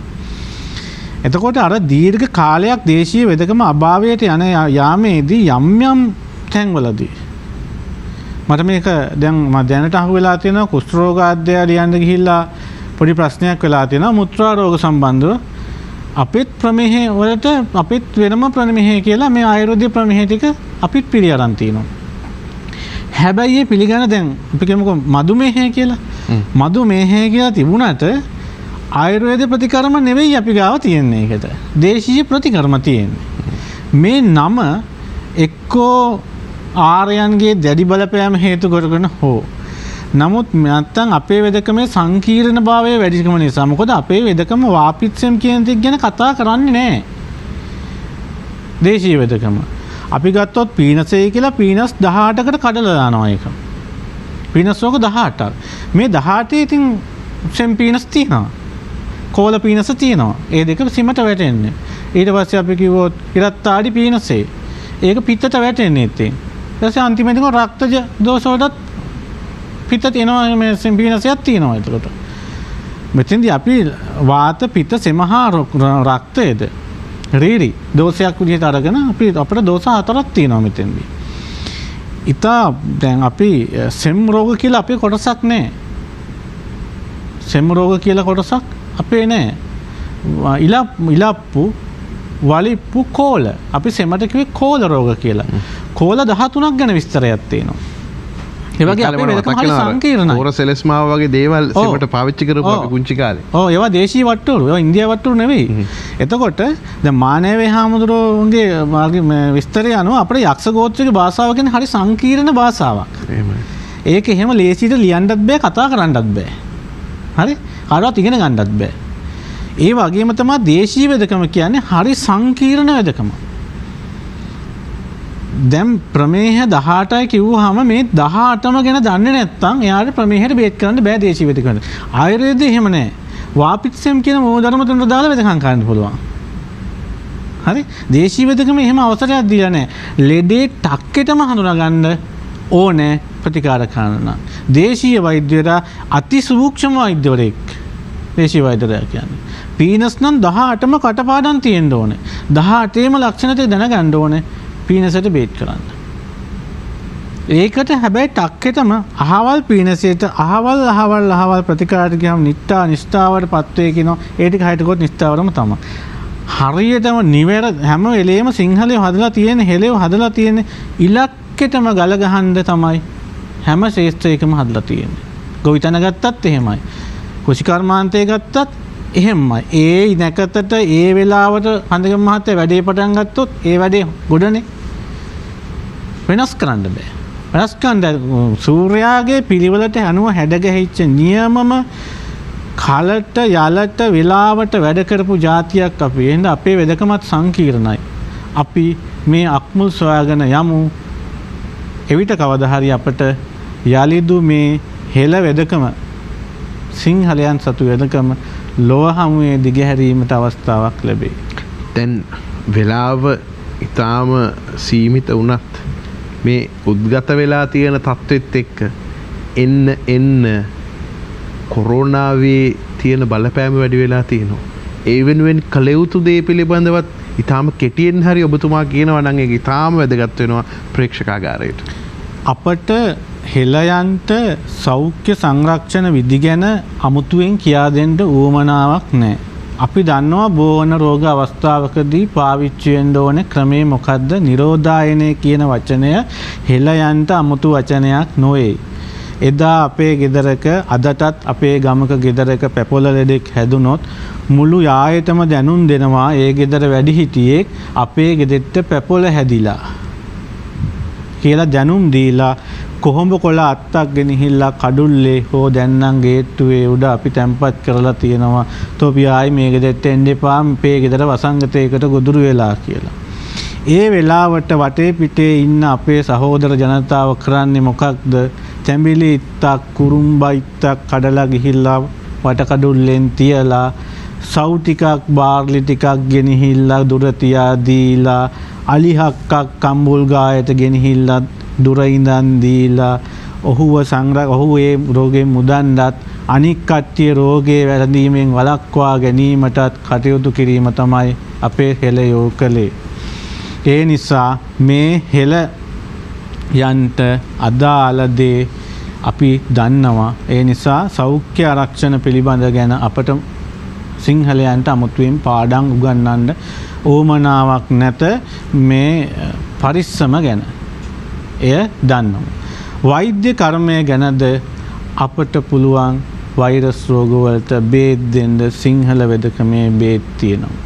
අවශ්‍යතාවයේ තියෙන්නේ රාජ්‍ය මැදිහත් වීමක් ඇතුව අපේ ඔසුවට්ටෝරු ලබාගෙන ඒවා නිසි අයුරින් සකස් කරලා රෝගීන් අතට දීම පමණයි. අදද දෙපාර්තමේන්තුවෙන් අපි සංවිධානය කළා. ඒකට ලොකු පිළිගැනීමක් බටහිර වෛද්‍යවරුන්ගෙන් ලැබුණේ නැහැ. ඒ නිසා අද වෙනකොට රතකල්කේ සුරං විදුරි වගේ පොඩි චූර්ණ දෙකක් මම හිතේ දෙනවා. ඒක කොහෙත්ම අදාළ නැහැ මේ රෝගය නිෂ්ඨාවටපත් වෙන්න. මොකද අපිට වෛරස් රෝග වල තියෙන බේත් ඕනෑ තරම් අපි සන්තකේ පාරම්පරික වෛද්‍යවරු සංසකේ හා ආයුර්වේද වෛද්‍යවරු සංතකේ තියෙනවා. ඒකට නවමු බේත් මේ තියෙන බේත් නෙවෙයි නවමු බේත් අපට නිෂ්පාදනය කළ හැකියි. අපි ඒකනුවෙන් කවුරු හරි කතා කළොත් රාජ්‍ය මැදිහත් වීමක් කළොත් මං කියන්නේ මම විතරක් නෙවෙයි මම සනීප කරනවා කියන එක නෙවෙයි මේ අමමල් වේද මහත්තයා සනීප කරලා දෙනවා කියන එක නෙවෙයි ඕනෙම වෛද්‍යවරයෙක් අතේ වෛරස් වලට බේත් තියෙනවා. අපි ඔක්කොම එකතු වෙලා මේකට වෙනම විශේෂ අඩසනක් හැදුවොත් ලෝකේ අනික් කට්ටිය වල්මත් වෙලා ඉන්න ඇද්දි අපට පුළුවන් මේ ලෙඩේ සනීප කරන්න. ඒකට අපි බටහිර හා යුරෝපීය වෛද්‍යවරු බටහිර වෛද්‍යවරු හා දේශීය වෛද්‍යවරු එනකොටා ගන්න නැතුව කඩුලුප්පා ගන්න නැතුව තම තමන්ගේ වෛද්‍යව තියෙන සම්යම් කොටස් තියෙන සමහර වෛද්‍ය ක්‍රම බටහිර වෛද්‍ය ක්‍රමයේ කියන වෙනත් වෛද්‍ය ක්‍රම පිළිගන්න බෑ කියලා. අපි ඒක අපේ රටට අයිති කරගන්න ඕනේ. අපි සාමූහිකත්වයෙන් මේකට පිළිතුරක් හොයමු. පිළිතුරු ලංකාව තුළම ඇත කියන ක්‍රමයි මට අද කියන්න තියෙන්නේ. ඔබතුමාට බොහොම ස්තුතියි. අපේ කොළඹ විශ්වවිද්‍යාලයේ දේශීය වෛද්‍ය විද්‍යායතනයේ ජේෂ්ඨ කතිකාචාර්යතුමිය සචීවා හැරපත්දෙනිය මහත්මියගෙනුත් අපි අවසාන වශයෙන් මේ ප්‍රේක්ෂකාගාරයට විශේෂ කාරණා කීපයක් දැනගන්න කැමතියි. ඇත්තටම අපි මෙතෙක් වෙලා කතා කරේ අපේ වැළලිලා ගිය අපේ ඉතිහාසයේ නැවත අපි ගොඩනගන්නේ කොහොමද? විශේෂයෙන්ම අපේ වෛද්‍ය ශාස්ත්‍රය ගොඩනගා ගන්නේ කොහොමද? අපේ ඉතිහාසය නැවත කියන්නේ අපි ඊටාම ප්‍රෞಢ ජාතියක් සියලුම අංශ වලින් කෘෂිකාර්මය අතින් ඒ වගේම වෙද හෙදකම් අතින් සහ ගුවන් යාන තාක්ෂණය පවා ලෝකයට හඳුන්වලා දුන්න ඊටාම ප්‍රෞಢ ජාතියක් අපි. ඉතින් ඇත්තටම ඉතින් ඒ වැළලී ගිය අපේ ඉතිහාසය නැවත අපි ඉදිරියට අරගෙන අපේ තිබුණු ඒ අතීත දස්කම් විස්කම් නැවතත් අපිට සිදු කරන්න අවස්ථාව ලැබෙනවා නම් ඒක තමයි අපේ මේ කතිකාවතේ අරමුණ වෙන්නේ. ඒ වගේම අපේ තිබුණේ ඊටාම වැදගත් වෛද්‍ය ක්‍රමයක් විශේෂයෙන්ම අපේ දේශීය වෙදකම දැන් මෙතුමා සඳහන් කරනවා වගේ දේශීය වෙදකමේ රෝග හඳුනා ගැනීම පවා ආයුර්වේදයට වඩා ඊටාම සියුම් විදිහට දක්වලා තියෙන්නේ. උදාහරණයක් විදිහට දැන් අපි ආයුර්වේදයේ කියන්නේ පීනස ඒක විතරයි පීනස ගැන තියෙන්නේ. නමුත් අපි දේශීය වෙදකමේ ඒකේ 18 වැදෑරුම් පීනසක් ගැන කතා කරනවා. මොකද ඒ ඇතිවන රෝග තත්ත්වය තවත් සියුම් ලෙස විශ්ලේෂණය කරලා ඒකට ප්‍රතිකාර කිරීම සාර්ථකව මෙතුමා කියනවා වගේ ඇත්තට මේවා නිට්ටාවට සුව කිරීමේ ක්‍රම අපේ දේශීය වෙදකම සතුව තියෙනවා. අපේ ඇත්තටම අපේ මේ වෛද්‍ය ක්‍රමයන් අභාවයට නොදී ඊටාම ඒ කියන්නේ පරිසරයට හිතකාමී විදිහට අපිට මේවා පාවිච්චි කරමින් රෝගීන්ට හිතසුව සැලසෙන විදිහට ඒවා ඉදිරිපත් කරලා රෝගීන්ට සමන්ගේ නිරෝගීතාවයට උදව්වක් කරන්න පුළුවන් වීම තමයි අපේ ප්‍රධාන බලාපොරොත්තුව. හොතු විට අපේ ගෞරවය පරිසර ගවේෂක හා ඉතිහාස ගවේෂක තිලක් කන්දේගම මහත්මයාගෙන් විශේෂ කාරණාවක් තියෙනවා. ඒකත් පොඩ්ඩක් පැහැදිලි කරන ඉතාම කෙටි කාලයක් තුළ වැඩසටහන අවසන් කළ යුතුයි. මේ යක්ෂ මාපක කියන වචනේ පැහැදිලි කර ගැනීම පොඩ්ඩක් පැහැදිලි කරන්න කියලා අපිට ප්‍රේක්ෂකාගාරයෙන් ප්‍රශ්නයක් ලැබිලා තියෙනවා. අපි ගෝත්‍ර ගැන කතා කරනවා. යක්ෂ ගෝත්‍ර, එතකොට රකුස් ගෝත්‍ර හැටියට අපි ගෝත්‍ර ගත කරනවා මේගොල්ලෝ. ඒ ගෝත්‍ර කියන වචනේ ගැලපෙන්නේ නැහැ කියන කාරණාව තමයි අත් වශයෙන්ම අපිට තියෙන්නේ. දැන් ගෝත්‍රය කියන්නේ යම්කිසි කාරණාවක් සඳහා එකතු වෙන අය. ඒතර යකඩ තනන්නම් යකඩ උණු කිරීම සඳහා එකතු වෙච්ච යක්ෂ ගෝත්‍රය කියලා හැටියට ගත්තා. මොනවා ගෝත්‍රික ලක්ෂණ කියන්නේ ඒ ගෝත්‍රයේ අස්සට වෙන කෙනෙකුට ඇතුල් වෙන්න බෑ. ඇතුල් වුණොත් මරාගෙන කනවා. අප්‍රිකාවේ නම් ඒක තමයි තත්ත්වය. ඉතින් ඒ ගත්තන අපිට ගැලපෙන්නේ නැති නිසා යක්ෂ මාපක. හරිද? ඒ ප්‍රාදේශීය වශයෙන් අපේ බලයේ තිබුණේ වචනේ පාවිච්චි කිරීම දැන් කාලෝචිතයි. මොකද ඒක එවැනි දේවල් අපි හඳුන්වලා දෙන්න ඕනේ. මොකද ඒ වචනේ හරහම ඇවිල්ලා මම කියන්නම් ප්‍රාදේශීය වශයෙන් ඉන්න යක්ෂ නායකයෝ ඉන්නවා තාමත්. මේ විෂයන් හරහා ඒ විෂය ඉහළින්ම දන්න යක්ෂ නායකයෝ අපිට හඳුන්වලා දෙන්න පුළුවන්. ඔවුන් ඉන්නේ මේ සාමාන්‍ය ජනතාව ASCII. කුසීකර්මයේදී මහා විස්ම කර්ම වැඩ කරන්න පුළුවන්. ඔහුවත් නොදන්නා. ඔහුවත් ඒ ශාස්ත්‍රයේ විස්තර කරන්න දන්නේ නැහැ. නමුත් ඔහු ගාව ඒ ශාස්ත්‍රය තියෙනවා. එවැනි අයගෙන් තෝරාගත්ත ශාස්ත්‍ර තමයි මම මහ පොළොවේ ක්‍රියාත්මක කරලා පෙන්වන්නේ අද්දුටුවයි සත්තයි කියලා. එහෙනම් අද වැඩිපුරම වෛද්‍ය වෘත්තියට මේ පැත්තට ගිය නිසා මට කියන්න ඕනේ. මම තාරකා විද්‍යාවේ හදාරලා තාරකාවන්ගේ දිලිසීම පිළිබඳව හදාරන්න එක්තරා යක්ෂ ගෝත්‍රික නායකයෙක් ආශ්‍රය කරන්න ගත්තා. ඔහු ඉන්න ප්‍රදේශ කියන නම කියන්නේ නැතුව ඔහු ඉන්නේ හුන්නස්ගිරියේ. හුන්නස්ගිරියේ ඉන්නේ. ඔහු මරණ දවස මං වාගේම මරණයේ දවස පිළිබඳව අවබෝධ කරගෙන ඒක ඔහුගේ දිනපොතේ ලියලා තියෙනවා. සටහන් කරලා. නමුත් ඔහුට ඕනේ මරණය තව පස්සට ගෙනියන්න. ඒකට මේ වෛද්‍ය විද්‍යාවේ තියෙනා වූ එක්තරා එක දෙයක් ඔහු අත්දැක බලන්න ඕනේ. ඔහු මාත් එක්ක නිරන්තරයෙන් ඔහු කතා කරලා ඔහු ඒ ඖෂධය හදනවා. ඖෂධයේ තිබ්බොටු ගෙඩියක ප්‍රමාණයෙන් තමයි යට ඒක හදන ඊටත් පොඩි. ඒක කනකොට එක්තරා දවසක මේ ඒක තමයි දැනෙන විදිහේ ඒ වෙදකමේ තියෙනවා යක්ෂ වෙදකමේ මේව ඔක්කොම හිර වෙනවා. ඒක කියන්නේ මේ අල්ලන්න බෑ යකඩයක් වගේ හිර වෙනවා. ගල් වෙනවා කියලා කියන්නේ. ගල් වෙනවා කියන වචෙන් තමයි පාවිච්චි කරන්නේ. ඒ වෙනකොට අරක නවත්තන්න ඕනේ. ඒ සියලුම ටික හදලා එයා ඉතින් මම නිතරම හොදිසියෙන් ඉන්නේ. මොකද ඔහු තමයි මට මේ මගේ කරට දාන්න මේ සුරේ හදලා දුන්නේ. මොකද මම එක්තරා අවදානම් ගමනක් යනකොට ඔහු මට ඒ ආරස්සව සපේනවා. ඔහුගේ සුරේ දාලා තියෙන අත කපලා අත ඇතුලේ මේක ඇතුලේ දාලා තියෙන ඔහුගේ ගුරු හාමුදුරුවෝ ඒක දාන්නේ. මේ ඔහු කල්ලාතුනේ නෑ මාව කපලා ඇතුලට දාන්න. නමුත් ඔහුගේ දාලා තියෙන ඇතුලට ඒක. ඔහු අවුරුදු 140ක් ඉන්න ඔහු තීන්දුව කරලයි ඒ ඖෂධය පාවිච්චි කළේ. ගල් ගැවුණා. ගල් වුණා.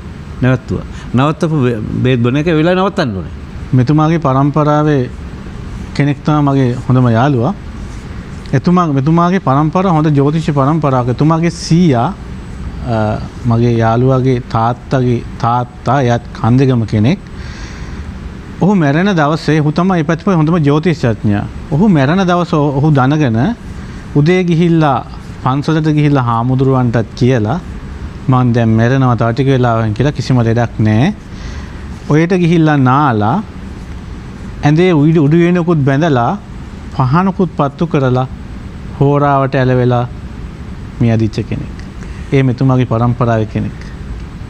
ඉතින් මම බොහොම සන්තෝෂෙන් තාමත් ඒක අධ්‍යයනය කරමින් ඉන්නවා. ඔහු අවුරුදු 140 ජීවත් වෙයි. ඔහු ඒ ටික බොහොම පේන්න දැනුච්ච දේ. වයස පේන්නේ. අදත් මට ප්‍රශ්නයක් මොකක් හරි තිබුණොත් ජ්‍යොතිෂයේ ගැටලුවක් මම එයාට තමයි දුරකථනයෙන් අමතන්නේ. මේ සිද්ධිය මෙහෙම වෙන්නේ කොහොමද කියන කාරණාව. මෙවැනි අය මේ රටේ ඉන්නවා. මේක මම තව එක දෙයක් කියන්න ඕනේ. අමුණාස කවුරුද දන්න උදකානන්ද වේද මහත්තයා. වේද මහත්තුරුන්ගෙන් පිරීලා හිටියට යත. අමුණාසලා කතා නොකරන එක වේද මහත්තයෙක් ඉන්නවා කතා කළ යුතුමයි. ඒ තමයි මාන්දම හැදුනහම අපිට වෙදකම් කරපු මාකුර වේද මහත්තයා. අපිට දුන්න බස්ම ටික බස්ම කියලා කියන්නේ අපිට දුන්න මාත් පුංචි කාලේ බීලා තියෙනවා. බස්ම කියලා අපි බස්ම කියලා කියන්නේ ගම කියවෙන්නේ. ඒක දෙන්න හැටියට ඒක පිළිගඳයි සමහර ඒවා. ඒක හඳුරගෙන මොකද්ද දෙන්න ඕනේ කියන එක. හදලා දෙන්න ඔහු ගාව තිබුණ දක්ෂකම ගැන අද කවුරුත් කතා කරන්නේ. මාන්දන් රෝග 18ක් තියෙනවා නේද? ඔව් මාන්දන් ටිකට වෙදකම් කරුම්. ඇයි මේක නැති වෙලා ගියේ මේ රටේ? පිස්සු බලු වෙදකම ගැන අලවතුර අපි කතා කරන්නේ නැහැ. සම්පාව වේද මහත්තයා. අද කතා කරන්නේම නැහැ පිස්සු බලු වෙදකම ගැන. එතකොට මේවා මැරෙන්න දෙන්න බෑ. මම කියන්නේ ඒකයි. ඒ නිසා ඇටියන්තර අලවතුරේ පිස්සු බලු වෙද මහත්තයාත් උඳුගොඩ හිටපු අර මේ මාන්දමට වෙදකම් කරපු වෙද මහත්තයාත් උඳුගොඩ කැඩුම් බෙදුම් වෙද මහත්තයාත් අපි අමතක කරන්න සුදුසු නෑ මේ වගේ වෙලාවක අපි කතා කරන්න ඕනේ. ඇයි දන්නවද එහෙම මම කියන්නේ? මගේ ආතා කෙනෙක් එයා තමයි උදකානන්ද වෙද මහත්තයා. එයාගේ උදකානන්ද බෙහෙත් වල ප්‍රසිද්ධ බෙහෙත් වෙලා. එයා බෙහෙත් වල ටික හදලා කුප්පි වල දාලා ගෙවල් වලට බෙදාගෙන යනවා විකුණගෙන යනවා. ඒක බෙදාගෙන යනවා. මාත්තු ඇල් වතුර කියලා බහිනවත් මට හොඳට මතකයි. මාත්තු ඇල් වතුර කියන වචනේ අදත් මට ඇහෙනවා වගේ. එයාගේ. එයා දවසක් ගෙදර එනකොට මට ඇදුම අවුරුදු වයස අවුරුදු 16ක් ඇදුම. හරි දුක හිතෙන මේ චරිතයක් හැම පොයටම මට ඇදුම. එදා එයා එන වෙලාවේ මට ඇදුම. ඊට පස්සේ අවසර ගන්නවා මගේ තාත්තගෙන්. සනීප කරන්න. තාත්තා අවසර දෙනවා. පොය 3යි ජීවන් කළේ. ජීවන් කොස් ගහ තාමත් කතා කරයි. පොය 3යි. ජීවන් කරලා නූල දැම්ම. අද වෙනකන් ඇදුම නැහැ. තවත් මේ වෙදකම ගැන අපිට සැකයක් තියෙනවද? මේ යන්ත්‍ර මන්ත්‍ර ගැන සැකයක් තියෙනවද? මම හිතන්නේ බොහෝ දෙනෙක්ගේ සැක සංකා සියල්ල දුරු කරපු තවත් සුවිශේෂ වැඩසටහන. සියත TV රාවණා වැඩසටහනේ වෙනස විශේෂත්වය මෙයයි.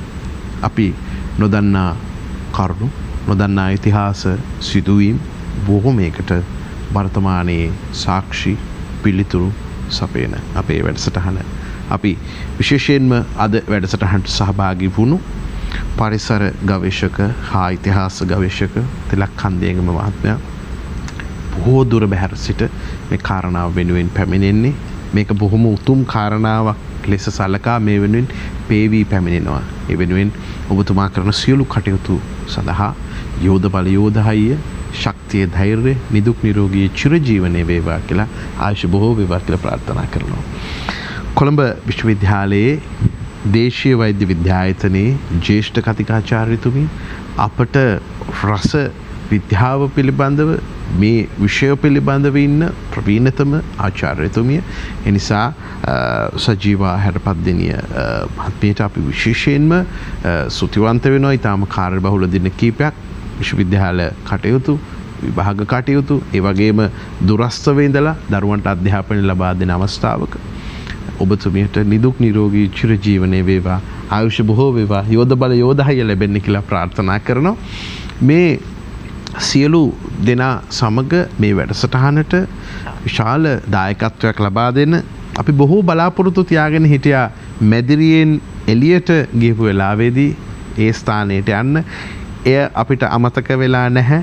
ඒ පොරොන්දු අපි අද යලි යලි සිහිපත් කරනවා. අනිවාර්යයෙන්ම ඕගොඩපොළ වේද පරම්පරාවේ ඒ සුවිශේෂ වෙද භූමියට වෙද මන්දිරයට ඔබව රැගෙන යනවා කියන කාරණාව අපි අවස්ථාව සලසා දෙනවා. ඉදිරියේදී රට තුල තිබෙන මේ තත්වය තව ටිකක් පහව ගියයින් පසු ඒ ස්ථානයට එනවා කියන පොරොන්දුව අපේ තනුෂ්ක රවිප්‍රිය කස්තුරිආරච්චි වෙද මහත්මයාට නිදුක් නිරෝගී චිරජීවනයේ යෝධ බල යෝධහය ලැබෙන්න ආයුෂ බොහෝ වේවා කියලා ප්‍රාර්ථනා කරනවා. ඔබතුමා අපිට බොහෝ දේවල් ප්‍රායෝගිකව අද පැහැදිලි කරලා දුන්නා. ඒ නිසා මේ වැඩසටහන වෙනුවෙන් රාත්‍රිය වෙනතුරු අපිත් එක්ක නිදි වර්ජිතව බොහෝ දිනෙක ඉන්නවා. ඔබ සියලු දෙනාටත් යෝධ බල යෝධ ශක්තිය ලැබේවා. ඔබ හැමෝටම නිරෝගී භාවය ලැබේවා. ඔබ හැමෝටම ඕනෑම ව්‍යසනයකට මුහුණ දෙන්න ඕනෑම බෝවෙන රෝගයකට මුහුණ දෙන්න පුළුවන් ශක්තිය ඔබ තුළ තියෙනවා කියලා අපි දන්නවා. ඒ නිසා ඒ මානසික ශක්තියම ඔබේ රැකවරණය දේවා. ඔබ සියලු දෙනාට ආයුෂ බොහෝ වේවා. සුවදායක රාත්‍රියක්.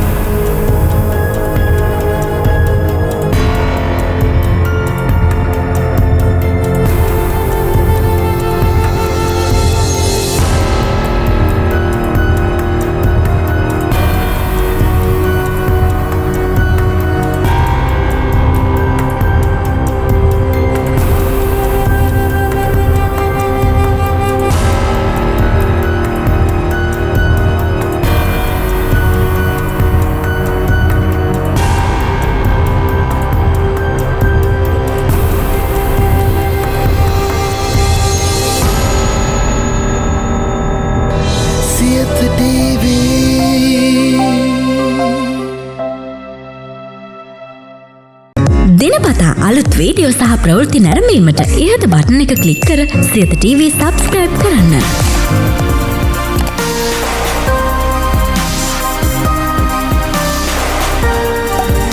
අලුත් වීඩියෝ ගැන මුලින්ම දැනගන්න මෙම සීනුව ක්ලික් කරන්න.